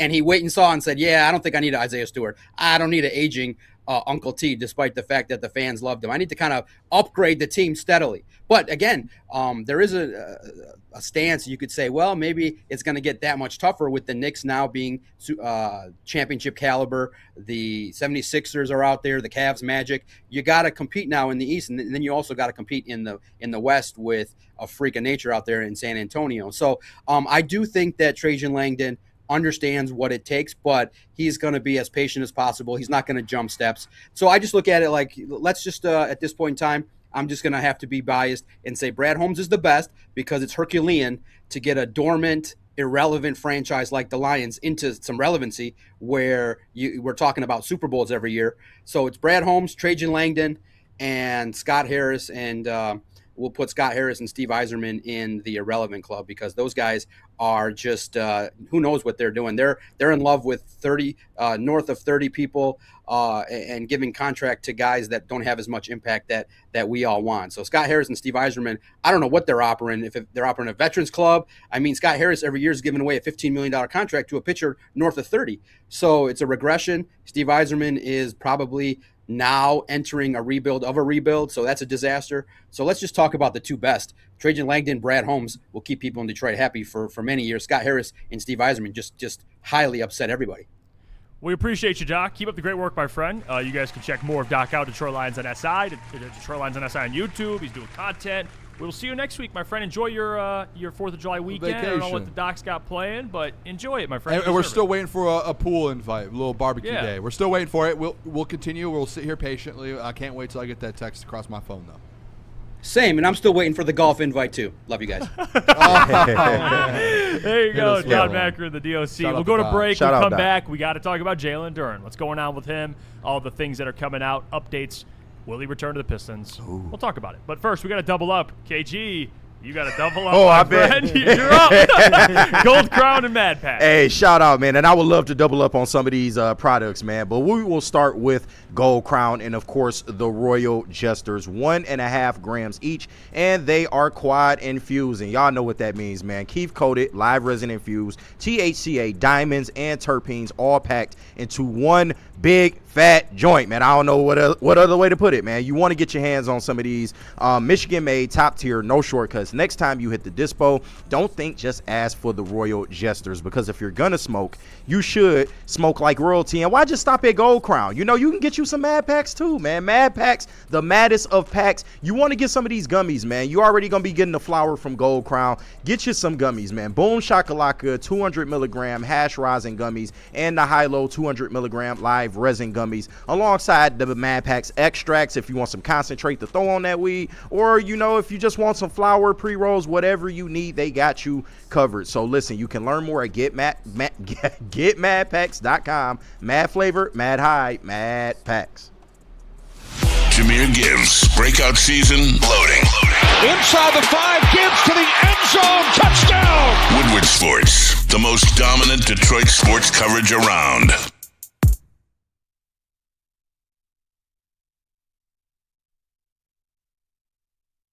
You know how some things are so good they should be world famous, but they're not?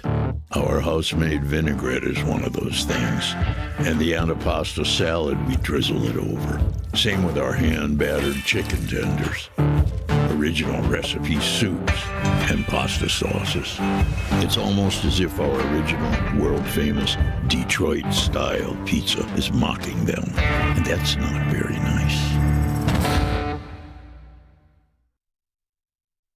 Some days call for light, others lean bold. What about everything in between? All Day IPA, the easy choice for every day. Citrusy, crisp, refreshing. Flavor you can float with. Light on the hops, big on refreshment. One's great. 2, even better. Brewed with you in mind. No shortcuts, no fuss. Big on flavor, never too much. All Day IPA. Hop into easy. Woodward Avenue, the first paved road in America. Woodward Sports, the first sports network born in Detroit and made for Detroit. All right, let's make this summer unforgettable with Loom. And if you go now through July 5th, which ain't that much longer, just a few days, you can stock up on some of your favorite summer essentials and can also be entered to win a big 3-night getaway, man. All you got to do is just buy 2 or more Splash, Fresh Coat, or Ritual products in a single transaction. Opt into the Loom loyalty program, and you are automatically qualified to win a 3-night getaway for 6 at the gorgeous Dune Birdhouse in Leelanau Wine Country, complete with over $1,000 for dining and gas. They are also giving away a $250 gift card at all 40 of their stores across the great state of Michigan. So why not go to Loom today, man? And if you want to check out rules and regulations, you can learn more at loom.com. Shout out to Loom Cannabis. Hey, let me tell you guys about the greatest restaurant of all time, Art and Jake's, man. Summer nights, cold drinks, and you can go there and watch Tigers baseball. We just had the Tigers watch party a couple days ago at the Sterling Heights location. Guys, they have over 80 wall-to-wall TVs, 22 draft beers on tap, and their menu is packed with fan favorites, great foods. We go there all the time. The boys, the Crunch Time boys, we go there for UFC all the time. Almost every Saturday we're there for watching UFC. Any major event, we're there getting the Crunch Time bites, that they're appetizers that they have. Make sure you go check out the AJ's Fan Club as well. That's Art and Jake's, man, a sports bar setting with the fine dining flavor. We're back. It's crunch time here on Woodward Sports. More Pistons, some Lions in the second hour here because the Jalen Duren saga. What's going on with Jalen Duren? Now, Mark, I want to make sure I give credit here. Mark Spears, senior NBA writer for ESPN, tweeted out yesterday at 2 days ago, and it was at some time, usually around the evening. He tweeted out, the Pistons have offered what the franchise believes to be the most lucrative contract possible for their all-star restricted free agent Jalen Duren, and are not interested in any sign and trade deals and will match any potential offer sheet he so signs. So that's kind of been the latest on this Jalen Duren saga. Is we already talked about the contracts that have been signed. Mitchell Robinson went to the Celtics, kind of takes the Celtics, it seems to be, out of the Jalen Duren thing. We already talked about the Jaylen Brown stuff. We did it the first hour. Walker Kessler, he got $32.5 million. So that definitely changed the market for Jalen Duren, no question about it.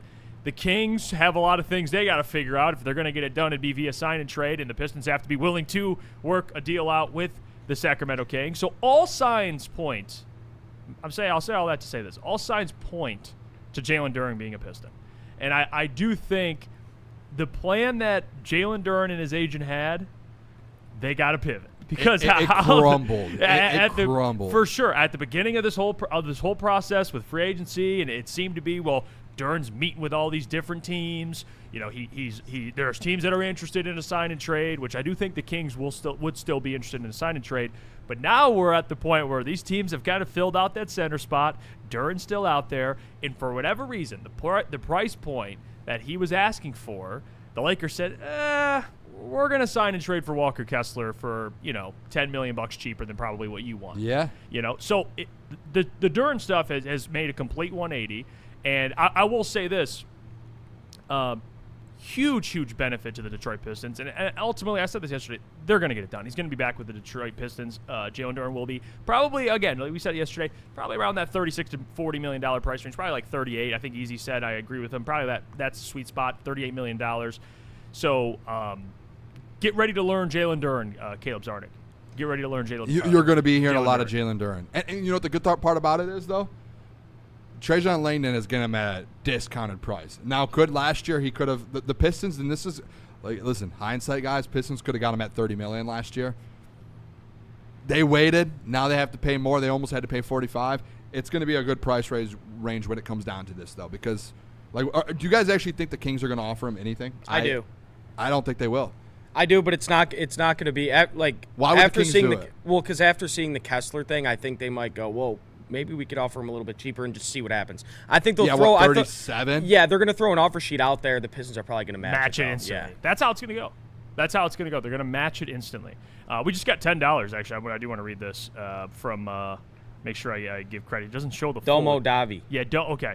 Let me read this. So he says, my own speculation, but I think Weaver is asking for a SAR, and that's why a Murphy trade hasn't happened with the Monty debacle. and him getting fired, he has reason to be salty. Isn't Why it would he also help Joe us? Dumars as well in that front office? Yes. So it's not just Troy Weaver. So It you're is. You are battling, like, if it was any other GM, that this deal probably with Trey Murphy would have been done. Are you guys familiar with Jake Weinbach? No. Heard of it? NBA, it says here, NBA analyst and writer covering the league since 2019, formerly FanSided, featured on ESPN Radio. I don't know. He has 20,000 followers, so I'm guessing he's a little reputable. I don't think a fake account would have 20,000. But he did tweet out and said the Pistons should be viewed as a strong contender to land Trey Murphy. Detroit would have the required assets to complete a deal. So I still think the Trey Murphy thing's up in the air. Like honestly, I think the two right now, it's Trey Murphy and Tyler Hero. One's going to get done. And here's what I'll say about that, and then I'll let you guys kind of give your thoughts on that, because if you had to choose, no question you want Trey Murphy, because for reasons, and I'll explain. He's under contract. He's making $30 million, and Tyler Hero is an expiring deal. So Trey Murphy's under contract, and he could slot. The way he plays basketball does kind of perfectly fit with what the Detroit Pistons want to do. And you get another guy that can score. That's what people have been asking for. He's going to be up on a contract in a couple years, Caleb, but you got the guy for about 30 M's right now, which is really good for Trey Murphy. Yeah, it is. Murphy's the guy. I mean, he's that secondary scorer to Cade Cunningham. We were talking about it at the trade deadline last year. Like, please just somehow find a way to get this guy on the roster. And honestly, and shout out Chris Platty, I believe he tweeted it yesterday too. I think that Jaylen Brown trade kind of lowers the price for Trey Murphy. A Paul George and 2 first-round picks. That's also true. That means Trey Murphy is not going to go for. I don't think he can go for that. I know it's a very good contract, and he's a little bit younger than Jaylen Brown, but he's not the player Jaylen Brown is. I don't know if Trey Murphy is worth the 3 first-round picks that Dumars and Troy Weaver think he is. I think we could get him for a little bit cheaper.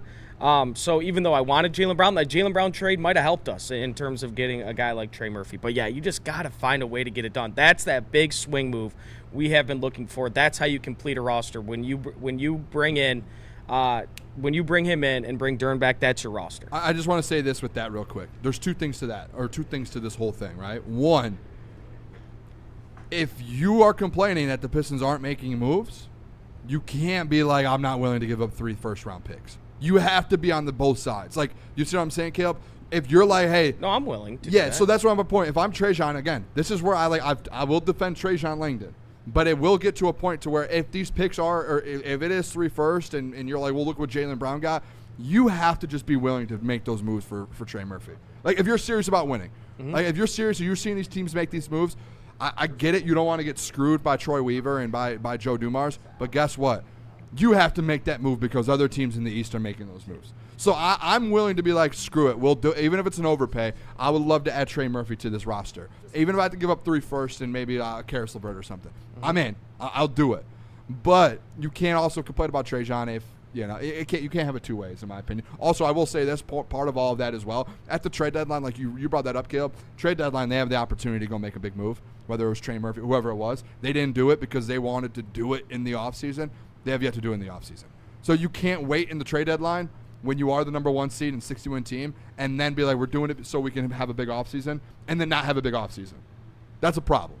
Yeah. You know? And you know what, Riley, I'll go to you because you're a man of many different qualities. I saw you shotgun a beer in a second, and now you also have a bunch of takes on sports. What do you think about the Pistons this offseason? How do you feel about this whole thing? Caleb and I have a lot of similar takes. That's why I kind of just stuck back and let him preach off. I was really big on Norman Powell and Trey Murphy. Yeah. If we can get the Trey Murphy thing done, A+, absolutely. I will take Tyler Hero. We just need the secondary scorer. Get Duren signed for that $38 million. The lateral move for John Collins, getting rid of Tobias, that one doesn't really move the needle for me personally. I guess I like that he's younger. Yeah. But other than that, I mean, solid enough. Everything that Trajan has done with Duren has made this like an A-. We just need one more piece, A+ move. Yeah. Hey, in the chat too, the real K7 said, I wouldn't give up 3 first-round picks for a non-All-Star and a non-All-NBA player. Man. Guys, listen, again, if you're going to have that take, don't complain when they don't make a move and they're not in the Eastern Conference Finals and NBA Finals next year. You do not have the right to complain. I'm not here to say what fans can say or can't say, but you have to be consistent. You can't be like, I'm not willing to make big moves and splashes, even if it's not for an All-Star, and then sit there and be mad that they didn't do it. You can't, because that's what they're asking for. So you can't be mad at Trajan for that. when that was the price for the guy. So you cannot have it both ways. Like, you have to be held accountable one way or the other. Yeah, I mean, this guy, Trey Murphy, I mean, obviously we know what he does defensively. He's a versatile defender. So he averaged 21 points and shot 38% from the field. And by the way, he does that creating his own shot a lot of the time because New Orleans is a bad basketball team. They have some young, exciting players, Fears, Queen, whatever. But he did that a lot, creating his own shot, which is what we need. And just because he doesn't have an all-star tag on him. Real quick, three-point range, not the field. Yes, 38% three-point. And just because he doesn't have an all-star tag on him, we're not going to give him 3 first-round picks for him. I think that's silly. His with the contract and his caliber of player, he's worth that 100%. Rodney, Trey Murphy is not worth the 3 first rounds. Realistically, he's worth 2. He's worth second rounds. I think he's saying, from a real old school Pistons fan. Guys, it's the price, and even if it's not 3 first, like the Celtics, I get it. He's not a Jaylen Brown guy, and I know they got 2 firsts and 2 seconds in a player. But, like, if that's the asking price and you want to win, sometimes you have to be able to pull the trigger. I mean, Rudy Gobert went for, 5 or 6 first-round picks. Pull some of that up. Like, it is what it is sometimes. Sometimes GMs just have control of it, and you have to be able to just take that risk. If you want to win, if you want to have that real opportunity. So fans, you have to ask yourselves, okay, all Pistons fans, if there's a trade for Trey Murphy on the table and you have to give up, let's say, 3 firsts, but you're like, no, I want to give up 2 firsts. I'm not willing to do 3 firsts. Are you willing to walk away? Because if you look at deals, and these are just random deals I've picked out of multiple first-round picks, like Rudy Gobert, 4 firsts and a 2026 swap. Donovan went for 3 firsts and 2 swaps, so basically 5. Mikal Bridges went for 5 first-round picks as well. Desmond Bane, 4 firsts and a swap. So you have these all-star players. Mikal obviously not that, but these other players that are all-star caliber that went for a lot of first-round picks. And then you have Drew Holiday for 2 first-round picks. Like Pascal Siakam, 3 first-round picks. I believe he was an all-star. But you have to ask yourself, is Trey Murphy, who's 26 years old, he's had back-to-back 21 points per game, almost 40% from 3, like Caleb alluded to or talked about. Like, he's, a high 40% from the field guy, 47% last year, shoots almost 90 from the free throw line. Like, are you willing to walk away because of 1 first-round pick? Because to be honest with you, I think when GMs operate in desperate mode, you can make terrible decisions. We've seen that before. I don't think this is the case because he's under contract for 2 more years. He's young. He's 26 years old. He's not an all-star, but he is putting up all-star caliber numbers, and you need him to be a number 2. So for me, I would give the 3 first-round picks, man. Like, I would. Especially, you drafted Abuko Corey this year. You got him. We think he's going to be a really good player. If you're as good as you think you're going to be, you're going to be picking in the freaking 20s anyway. So if you get Trey Murphy, like Lucas always used to say, shout out Lucas, watch Trey Murphy highlights the next 3 years. And I promise you will be happy with that. By the way, I would love it. He's a perfect fit. Michael Matreski in the chat, he's put a couple in here that are just ridiculous. Why would you trade for a bench player? That's crazy. Listen, That's Michael, crazy, bro. He would be the second leading scorer on your roster. He would be your number 2 option on this roster. You significantly upgrade your roster, and then he follows it up with, what did he say? It's not about the picks being good. It's about getting an all-star back if we're throwing away 3 years of drafts. You're not throwing away just 3 years of drafts. There is no one in the next 3 drafts that will come in instantly and do what Trey Murphy would do from 25 to 30.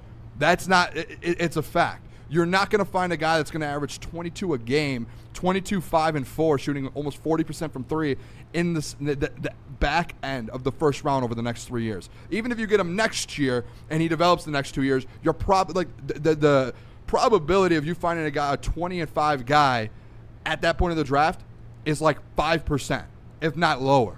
So it's like you're essentially like, that's why it's like, hey, the NBA draft, I love it. Depending on the year, first-round picks, especially in the second half of the first round, mean not much. I mean, 1 or 2 guys in the second half of the first round are really hitting and doing something for you. That's a fact. Like, go look at some of the guys. You're getting 10 points per game out of guys in the second half of the first round, unless you're in the lottery. So it's worth it. And this is not a bench guy. Potential all-star in the future in the league. And what is he in year 5? Year 6? And he's still young. How old is he? He's 26 years old. What are you talking Yeah, about? actually, prime. I stand corrected. It's actually even better. He's under contract until 2029, 2030. Oh, so you So have it's him a what perfect until he's contract, 30? bro. He'll be 29 when he's an unrestricted free agent. Oh! And he's at, this is the number he's at, 27 cap hit, $27 million cap hit this year, $29 million cap hit next year, and $31 million his last That's year. crazy. And For a player who's a 20 No-brainer. point per game guy. And Blimpy, stop pricing these guys so high when we just saw what Jaylen Brown went for. Okay, the price is the price.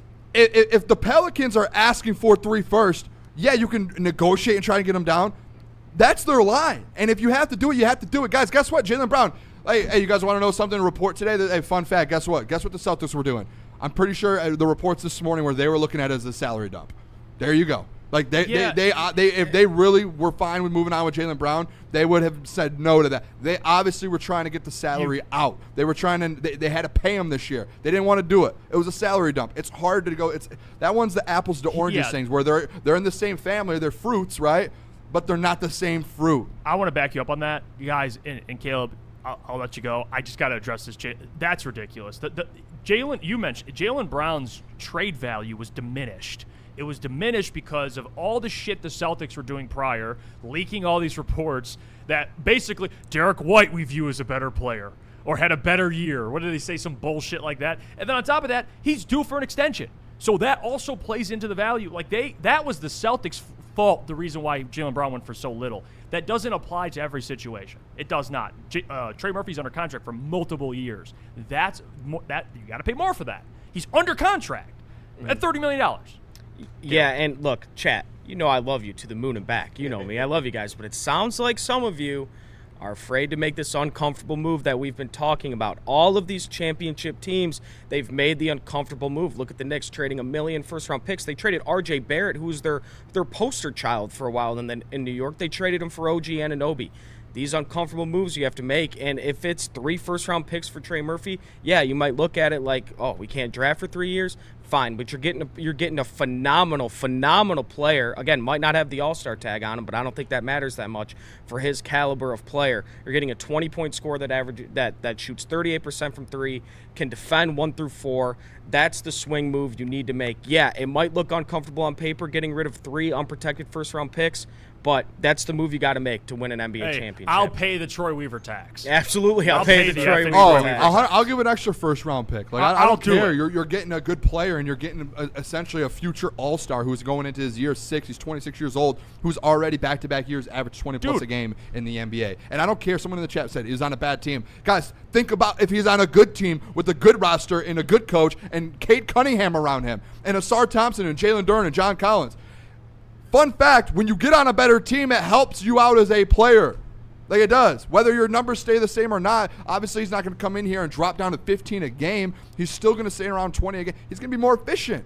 Here's the thing with that, too. Like, it's not a direct comparison, but it's like when you bring that up, it's like, well, he's on a bad team. Devin Booker was on a terrible team until they went to the finals when they actually built a roster around him. So, like, I hate that you're blaming Trey Murphy for why the Pelicans stink. Is ludicrous. That's ridiculous. Like, Cade Cunningham was a part of the roster when they lost the most games in a month ever. You think it was his fault? No, clearly not. So, like, can we stop with that? Oh, he's a losing player. Yeah, you put him on the Pistons, things look a lot differently. So I don't want to hear that. That's ridiculous. I never read too much into any of that bullshit because it's stupid, to be quite honest with you. We should probably go to break, actually. Let's do it. Let's hit break. We got to hear from Massage Chair House. Should we double up here? It's 27. Maybe? I mean, we got 4 more reads. Yeah, we can do it. We'll double up here. First, we'll go with Massage Chair House. Let's hear from it. If you're looking to take your relaxation to the next level, Massage Chair House in Bloomfield Hills is the place to be. The largest massage chair room in the Midwest. They carry top brands like Infinity and Osaki, making it the go-to destination for premium comfort and cutting-edge wellness technology. Be sure to visit Dr. Eric Duncan, the Wellness Doc, creator of the #1 YouTube channel for massage chair reviews, at the Wellness Doc. Book your visit today at massagechairhouse.com or simply scan the QR code on your screen. Massage Chair House, your ticket to ultimate recovery and relaxation. And then, Jeff, tell us about water hazard. Well, while you're in that massage chair, you can try, and you will love, Founders, the water hazard from Founders Craft Cocktail. Very first canned vodka cocktail. Get $5 cans at any Art and Jake's location in Michigan on Mondays, Thursdays, and Sundays. Even toss a little, sliced lemon in there. Tastes delicious. You can get on the golf course as well. Please drink responsibly. Game is won in the trenches, and our big fellas don't mess around. The Woodward Heavyweights on Woodward Sports.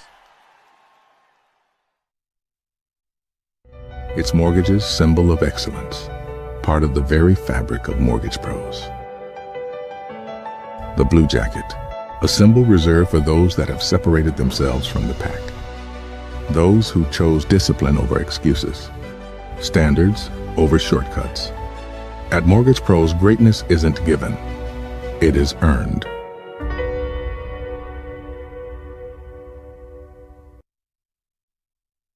Finally, life-enhancing LASIK surgery at a price you can afford. Michigan's most experienced eye surgeon, Dr. Yaldo, is offering the most advanced LASIK at just $1,699 per eye, regardless of your prescription. Imagine not just being free from contacts and glasses, but actually seeing better without them. This limited 2026 spring offer is thousands less than others charge. Go to YaldoEyeCenter.com for your free evaluation and save.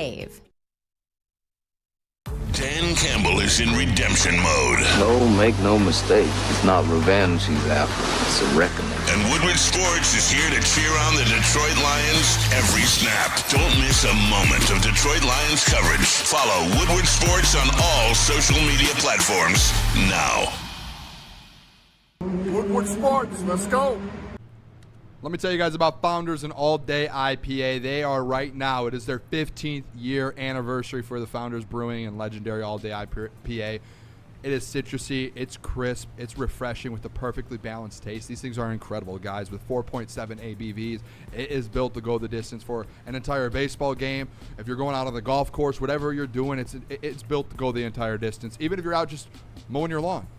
It goes the entire distance of your lawn. Even if you have a big lawn, a couple acres, you can do it. And right now you can get $5 shorts at any Art and Jake's locations in the state of Michigan on Mondays, Thursdays, and Sundays. That's a $5 short on Mondays, Thursdays, and Sundays in any Art and Jake's location in Michigan. And as well, too, with All Day IPA, just drink responsibly, people. Yeah, and let me tell you about the best Detroit-style pizza in the game, Buddy's Pizza. They've been celebrating being your hometown favorite for the past 80 years, and they cater. Their menu is packed with fan favorites, including their award-winning pizza, signature salads, home-style pastas, and more. And you could save 20% on your next catering order of $200 or more when you order with promo code Woodward20. Visit buddyspizza.com/catering to view their complete menu and place your order today. Crunch time, Woodward Sports. More to get to. I want to get to some of these super chats. We'll get to the comments as well. Pinochet, appreciate the 5. He says, Adam claimed it for months, MTF and LOL, and it's 2026, and we just got out in June. You got to I appreciate the 5. What you need that? to translate that, my friend. I have no idea what you're on about. What is that? You got to explain what's going on. What is Adam claiming? I don't know what's going on. Go crazy. In 2026, we just got out of June. What? I don't know what's going on. Did you just get out of prison or jail or something, dude? Go crazy. Appreciate the 2. He says, it says FIFA took down Big D Energy. Yeah, it did. FIFA 1, Big D Energy 0. Oh, shame, Neil Rule. Oh. Shout out, man. You got taken down. It's tough. Come on, on, go back and watch that back. Mitten Made in the chat. Mitten Made 313. Celtics some dumbasses traded Brown for a room temperature red pop and a half-eaten coney. I mean, Caleb. I mean, it's not the. You go to Caleb. I go to Caleb. No, I'm a Jaylen Brown guy. Yeah, the Celtics, they're stupid. Hold on a second. For the food, KG. By the way, sure. I just realized this. Sure. I just realized this. Me and Jeff are out tomorrow for the 4th of July weekend. We were supposed to do a coney race today or this week. I think we have to do it today. Are we going to get it in time? I can run and get them. I think we just need to get 4 conies. Yeah, I can go run. Should we do that? I think we have to do it at 12:40. Need the money, that's all. I think we should do it. You know what? You have Venmo? Yes, I do. We'll Venmo you. All right. Hey, KG. I'm gonna text it to you. All right, I got let's it. do it. Fuck 4 conies and at 12 or after coming out of our next break during that segment, you'll come up here. All right, chat. You earned it. Can I look and can I do this? And if the chat says no, it's fine. Can I do no onion or no? It has to be everything. It has to be a full coney. I hate raw onion. It has to be full. It's 2. Whoever can finish the 2 the fastest. Dang it, I'm not a fast eater, by the way. I just want that on record. I'm not a fast eater, but I'm going to compete. You're the one that challenged me. No, it was for the it's really it was for the people. off, man. Yeah, it was for the people. Yeah. If the people want us to do it, we will do it. Yeah. We'll text you. All right, bet. We'll we'll Venmo you KG for It's not 4 for each of us. It's 2 and 2. It's 2 each. Whoever finishes the fastest. And I don't know if there's anything on the line. Well, no, there's nothing on the line. We got to put something on the line, right? Like, well, there was just no. It's for the Right. chat's entertainment. And they got us to 150 likes a couple times this week. A lot. Shout out. The last 2 weeks, like a lot. How about the loot? Oh no. No, don't throw anything out there. I was gonna say thoughts on maybe. No, don't throw anything out there that you don't want it. Like, come on now. Loser has to wear the clown wig, the rainbow wig for the whole show. Oh, that thing could get itchy. Yeah. Come on, just imagine going to Caleb or you know what? and you're just Caleb, rocking a clown I think we have wig. to do it. Fine. A clown wig. I think dude. we have to do it. We'll order a clown wig. Fine. Man, it's on wax. Oh my god. All right. Oh man. Y'all let me know. You want to send that? How much are Coney dogs downstairs? We think.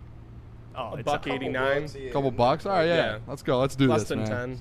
Yeah, just send me like 10. It should work. That'll be perfect. All right, yeah, the KG. Shout out to KG. I gotta get a walk-in. Rake so said $1 of that is going to my walk-in. Fastest gobbler in Royal Oak is on the line from Rake. Yeah, seriously. That's big. It's big. Yeah, it is. That's massive. Yeah, We're doing this is Keep getting these calls from these random numbers, man. Let me see. Yeah, well, you know what? Okay.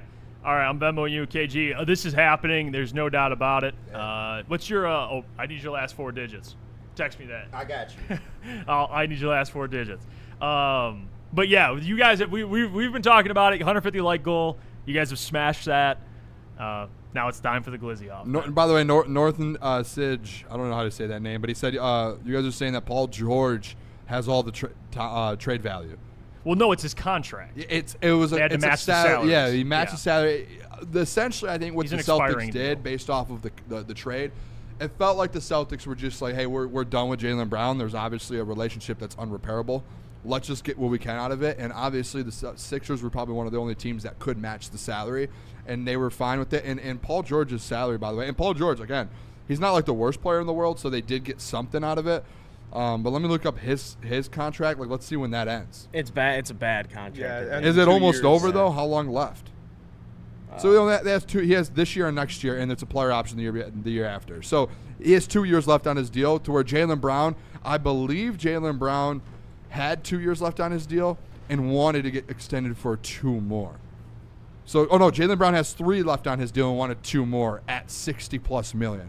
So essentially, the Celtics are saying, hey, we were already going to pay Jaylen Brown $60 million next year and the year after. Let's just get that out of there, and we'll take the 2 years, because they would have been stuck with Jaylen Brown for 5 years at $60+, almost $70 million a year.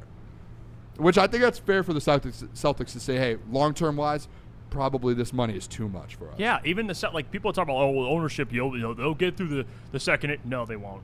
Not even rich ownership, dude. The second apron, you don't want to play with that. They're paying 2 guys $300 million. He's due for a 2-year, $142 million deal, $70 million freaking dollars. They can't do it. I will say, you can't build a roster that way. You just can't. Blimpie did say, but to send him to the team that beat you is weird. I agree with that. Yeah. Again, that might have been the best offer that they had on the table based off of salary and the dumps and everything, but that's tough. You know what's weird too? Like, I'm just throwing this out there with the Jaylen Brown stuff. Like, Jaylen Brown, it was reported that maybe not but the feeling is he wants his own team. I don't know. I'm not saying that came from Jaylen Brown, but that was the feeling. Is that his team?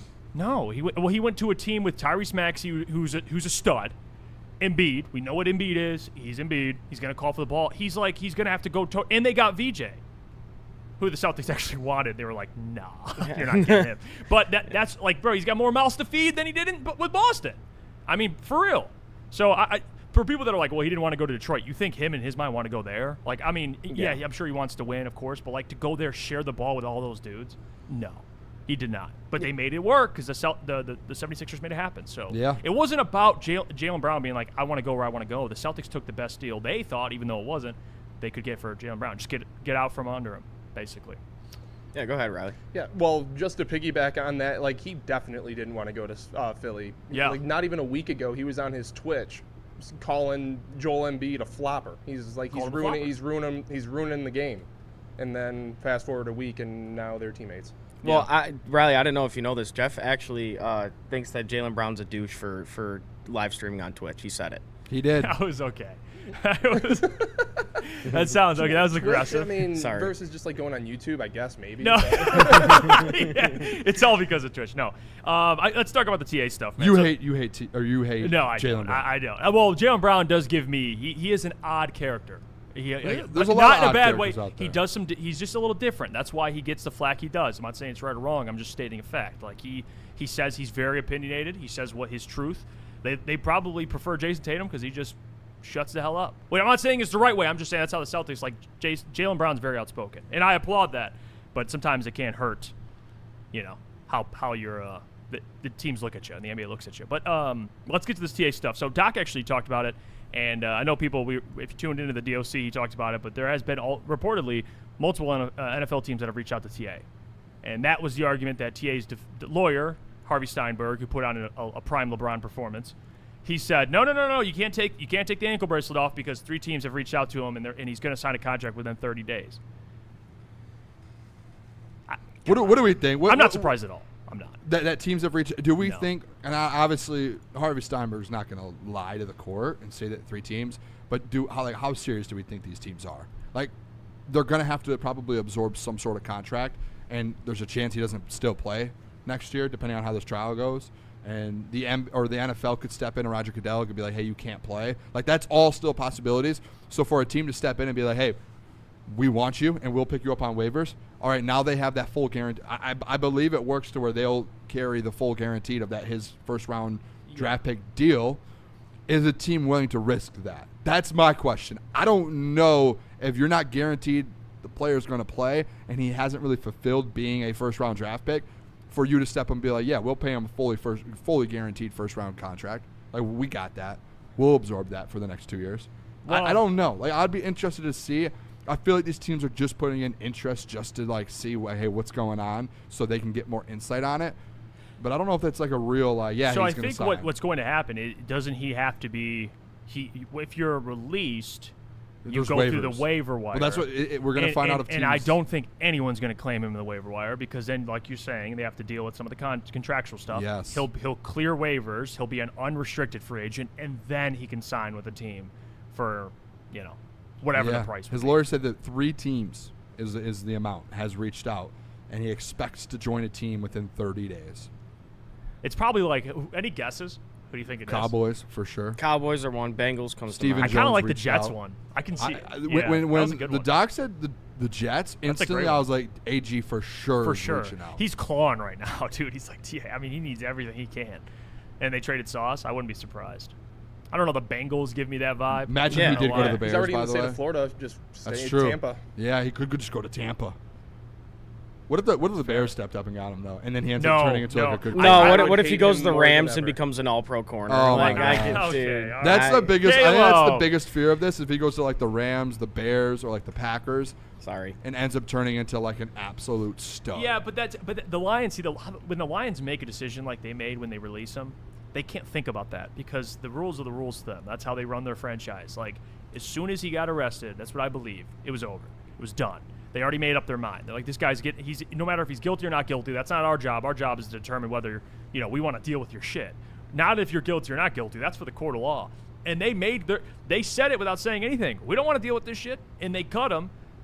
So even if he does go to another team and become good, that doesn't pertain. That the Lions weren't thinking, oh, it's not going to be good. As soon as he got himself, as soon as his situation was here and he got arrested, like that was already decided. So like people are probably going to say that like if he does become really good somewhere, they're going to be like, oh, you should have kept him. Lions were never keeping him, bro. They weren't. They were not. Yeah, that's fair. No. That's just how they run their organization. Whether you people, that's the problem. People aren't going to like it if he becomes good. But when they pass on Jalen Carter, everybody loves it because they're like, yeah, we only get good guys, and we don't want any of those guys that have criminal histories or question marks or questionable characters these guys have.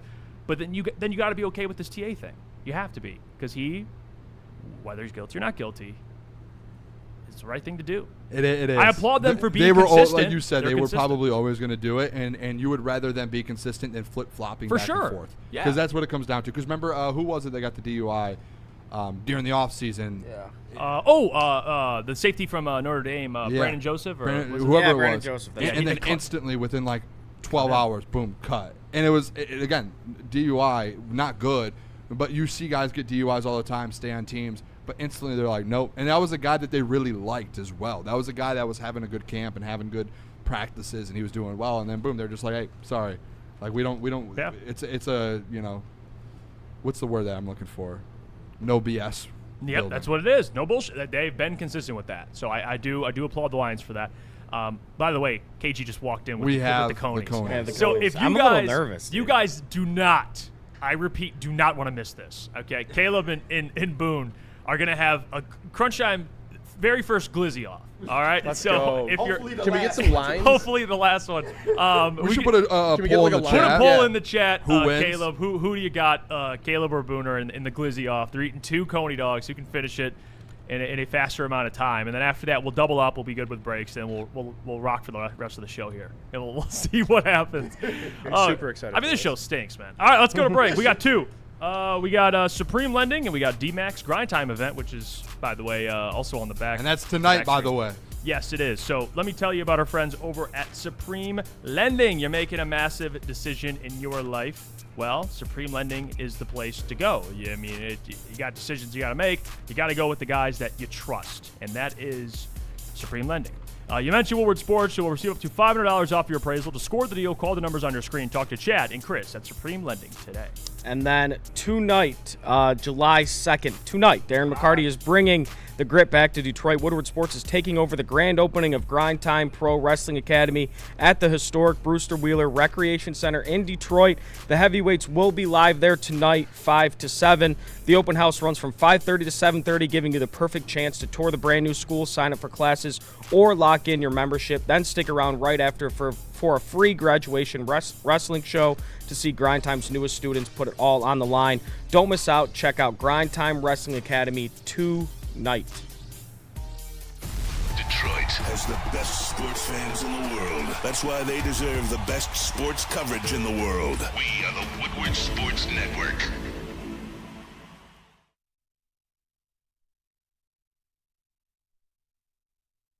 You know how some things are so good they should be world famous, but they're not? Our house-made vinaigrette is one of those things. And the antipasto salad, we drizzle it over. Same with our hand-battered chicken tenders. Original recipe soups and pasta sauces. It's almost as if our original, world-famous Detroit-style pizza is mocking them. And that's not very nice.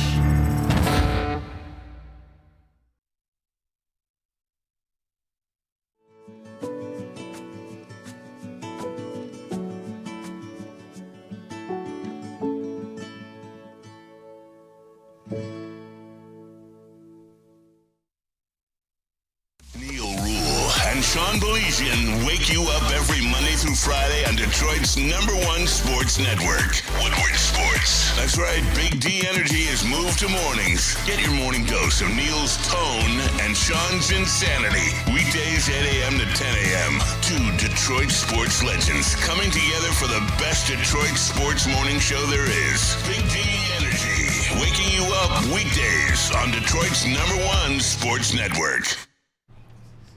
We're back before the glizzy off. I gotta tell you about Yaldo Eye Center, which, by the way, LASIK eye surgery will change your life. I mean, you're dealing with contacts or glasses. It's a pain in the you-know-what. So, Yaldo Eye Center, they are the trusted experts. 30 years of experience, 100,000 procedures.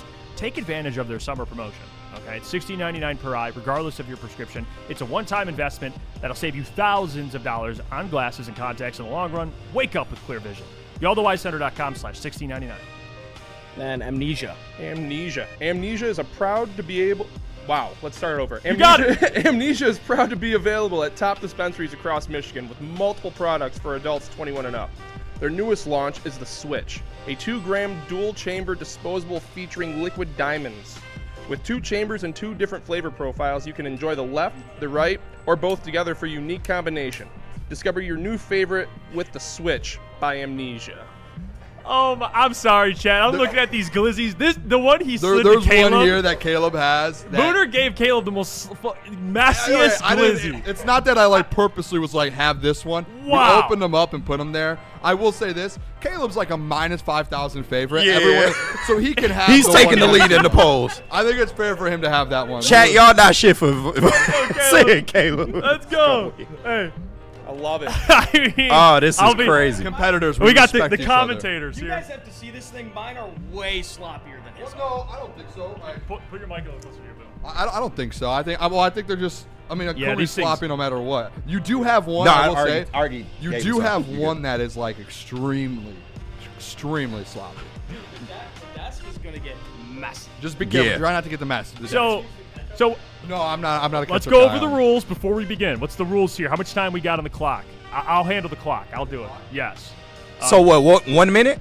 Or Oh, it's whoever's done first. I'll just time it. So time it so we know the timing. all right. No, you. I think it's fair. It has to be equally messy. It has to be equally messy. You got it. Yeah, because you got a light one over there, bro. Yeah, equally messy. No, the big. You are the favorite. You're the favorite. I did not. What they wanted to say is you the fat one.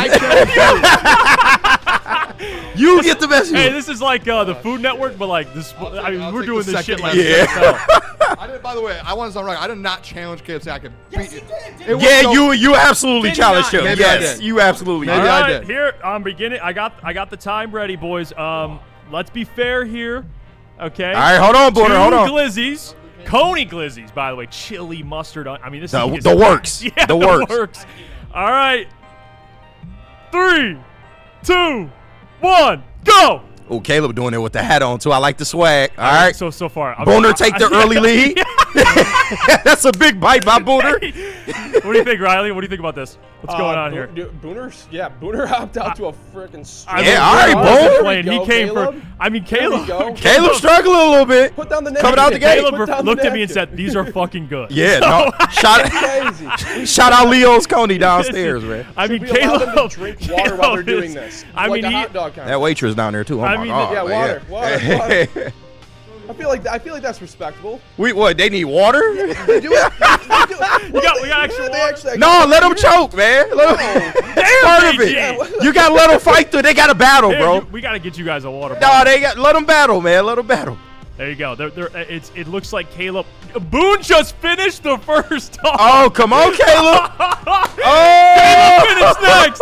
They're 55 seconds for the first.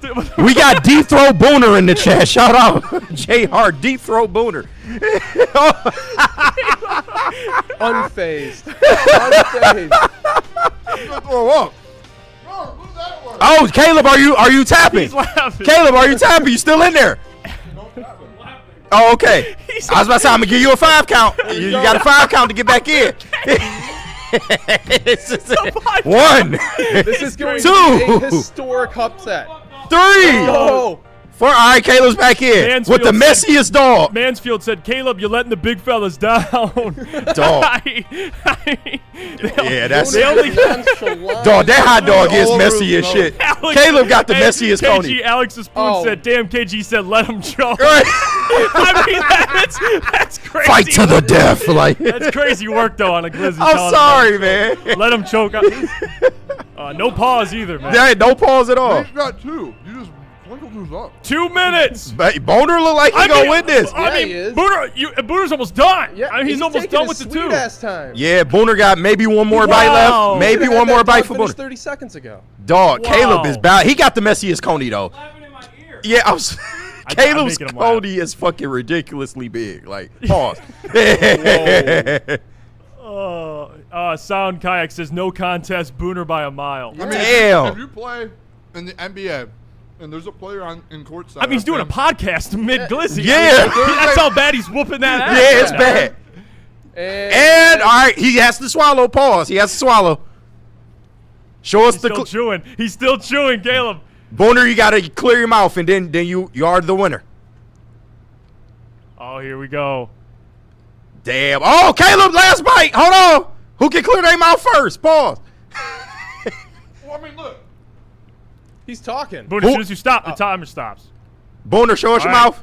3 minutes almost on the Show us dot. your mouth. All right, Booner is the winner. Easy work. Hey, 3 By the minutes. way, for Caleb laugh, if you're playing the NBA and someone courtside's making you laugh, you're not going to be like, I'm going to perform bad. You have to lock in. Put your game face on and perform. That's part of the game. Lucas said, Jesus, KG on a fucking pause streak like no other. Hey, man, you got to. It's a glizzy off. I mean, it's hard to not be pause worthy. How much chili do I have in my face right now? Can And by the way, yeah, so like you had an onion in your nose and shit. Like that was crazy. Look at this. Can you go solo real quick on this? Yeah, I got you. That's I how mean, much is. that's a full hot dog of chili left. God damn. People are like, oh, he almost came back. He jumped his chili and onions on the. It was a lot of chili. No, on that, but you can't do that. That's, Can I say this though? no, you can't. Can I say this? Yes. Thank you, chat, for giving me free lunch today. Yeah. Shout out. By the way, too, whoever took Booner plus 5,000, you just got paid out. You did, man. got Holy paid shit, Booner, man. Yeah. With a landslide. I ain't gonna hold you. That was Yeah, that was easy. Boone, I'm not Booner got off. Boone stopped mid-eat to talk. That's how much he had the lead. He started doing a talk like a play-by-play, and Caleb's just trying to finish. I mean, I had you fucking giggle. That again, you got to be able. I could have asked you. I could have the same thing. Caleb, I don't like chill. excuses. You're You lost. This shit is insane. Giggle pants over here. Giggle pants. I'm trying to eat, and I just hear, oh, look at Booner, look at Booner, right in my ear. Big fellas, I let us down today. We will be back. All right. We'll be back. All right. Till the next time, man. Good job, man. it's Good all job. right, bud. Hey, Table's dirty. It's all right. No, Hey, it's by the all way, right, man. support Better luck Caleb. He'll next be on the year. desk tomorrow, man. So you guys can give him shit for that tomorrow. And just to verify, the chat had spoken on 50 votes. Caleb was 62%. Booner with 38%, but Booner pulls the By upset. the way, people are saying I cheated. How did I cheat? No, you didn't cheat. It was clean. People are saying I cheat. I was still chewing. You saw my mouth. It was empty. Yeah, Pause. Alex. We need to be stopped today. Yeah, no, That was that's a rough. bad. By the way, too, I could have won by a half a hot dog. I started talking and just dancing and enjoying it. If I locked in, he would have probably just started the second hot dog. You was like J-Mo on the drag route. High stepping at the 20. If he almost came back, it was because it was like I'm racing him and I slowed down to look at him and watch him catch up. Spenny just called his 100%. ass Oh! I'm not competing with Spenny. It's like the NBA to the G League. That's what it is. Hey, Steven in the chat says Booner wanted to talk ball. He was giving belt to ass that bad. He bad. started leaning back, chopping It was bad. up. I thought Caleb I was was show getting better. bored. man. I was a whole hot dog Wow. ahead. I was getting bored, and then I let him catch up. I teased him a little bit, and then I ended up. Alex said ending Caleb lost for sure. I might even say got obliterated. Yeah. Yeah, that was like Yeah. honestly, Landslide, bro. That was like in basketball. That's like a 40-point just blowout. Yeah. That's where that was. You beat me by one bite. But again, to be fair, He slowed down. I had one bite left when you had a whole hot dog, and I started talking. I was literally just watching you on. He was chopping it behind up. me. I was enjoying the moment. By the way, Shad, appreciate the 5. He says, and your new, reigning, defending, WSN Glizzy Gobbler champion, Booner. Hey, where's the belt at? Do we have a belt? No, it's just a hot dog. You just get another glizzy. That's what you take home. It's a glizzy trophy. We should. Or you know what? This might be. You might have just found something new. All right. Honestly, I might have to enter my hat in the ring. I'm worried wow. about Jeff. I'll say Hey. this: Jeff's one of the fastest eaters I've ever met in my life. And that's not an exaggeration. Yeah. No, you don't. I can't go No, the you are. distance. Like Joey Namamu, our CEO, shout out Joey. That dude can eat like long distance. Like he has beaten easy in an eating competition. Like Joey, don't sleep on Joey. But I think if we had to, I can't go the distance though. But don't, you know what? Maybe I'll enter my hat in the ring. But yeah, let's see. Michigan, we got another one. Michigan. What's the full name? Michigan Go Blue. Appreciate the 5. It says KG JP Estrella is back. How we feeling? Yeah, he is. Wait, what happened? Go Blue. JP Estrella, the Tennessee transfer from Michigan. He is back. I'm definitely excited. They're getting everyone back. Everyone's announcing they're coming back, so that's massive. I think 4 out of the 5 of their projected starters are back officially. I think there might be one more. I don't know who it is, to be honest, but we're waiting to see. By the way, I just remembered Caleb has to wear the clown wig for a whole show. Yeah, I do. I'm very disappointed in my efforts. I'm not going to make any excuses, but I was laughing pretty hard. No, because I just took a glance at Booner and he's cruising, and I'm like, fuck. Like I'm like 4 bites behind. Can I ask you what got you specifically? What was you it? You laughing? You laughing? What line? Because no line. It was just you dying laughing, and I don't know. It's just. Can we be fair? I don't know. From the jump, you never had a chance. That's right. Well, because after the first bite, I hear, "Oh, that's a big bite from Booner. That's a big bite from Booner." And I go, "Well, what the fuck?" It was over. Okay, and I will say that second Coney dog was there was so much chili on it. But even if there honestly, wasn't, there might be an asterisk next to this one because okay, there was so much. That's a sore loser thing to do. No, it's not a sore agreeing loser. to- You should have seen how Not much taking chili. a loss on the chin. That's a sore loser. I just did. I said I don't want to make excuses. There was a lot of If you want chili. to bring up the chili, I mean, Boone had you by a minute though. Yeah, Like, if he you was had my done hot for- dogs, I would have beat you still. So you got to take that asterisk comic back because that's ridiculous. Okay, game respects game. Okay, that's Respect. all. Yeah, I don't like that. I don't like competing with people and then after they're like, throw a little asterisk next to it. Like, come on, dude. I will say, Caleb, you laughed. That laugh it did take. I thought that's like running a race and you trip. That was your trip right there. Like you were Yeah, there. hey, Rake said he's not going to make any excuses except he made 5 excuses 3 minutes ago. Not an excuse guy, but that's not the type of guy I am. I don't give excuses. Ricky BP from the D said glizzy and giggle pants. No, fucking Jeff was McGiggle pants up there. It was pissing me off, dude. Giggle pants and glizzy gobbler, giggle fuck. pants, and whatever you are, Caleb. I don't know what you want to rock with. I don't even know You at couldn't this beat it. point, You man. couldn't win in a glizzy off, man. It's Can't all putt. right. Can't. How eat does hot it dogs. feel though, Caleb? You were the heavy favorite. like How does it big feel? favorite. How does it feel? Yeah, as a gambling man, it hurts because you never want to see every favorite lose. But I'm happy for some of you that maybe would have thrown a dime or something down on Booner, so you guys won a little bit of money there. But I'm sorry, all the big fellas, I let you guys down. Steve Lehman says I'll be Caleb's back. body is just for show. No, that's not true. That's not true. Who wins in a glizzy off, Caleb or Brian Windhorse? Ooh, I think you could take his ass. But the thing about Brian Windhorse is I don't think he thinks he's fat. Like I think he doesn't. He's very delicately. He doesn't embrace it as much as he should. I feel like. So he'll take cute little bites and stuff, and I'll fucking wipe him off the earth in a glizzy in a contest. Ricky this dude just said basically, I have no gag reflex. What is this timeline? Yeah, he just tumbled onto the stream, and this is what Ricky had to deal with today. I mean, Ricky, if I do not blame you if you're like, I'm out, bro. This is the problem. Jeff said, can we do a whole Woodward Sports glizzy bracket? The issue is, it's like we could do that in a day. Whoever wins has to eat like 20 in a day. So you just can't. And even if it's like across the week, I'm not eating like 20 glizzies in a full week. Like 2 is enough for me in a week. Yeah. You know what I mean? Even then, I'll have a Coney dog in like 3 weeks. Those were phenomenal. By they the were way. I so just want to good. say that they were so good. Yeah, that's crazy work. Silas, appreciate the 2. He says you got to play in front of a crowd. Come on.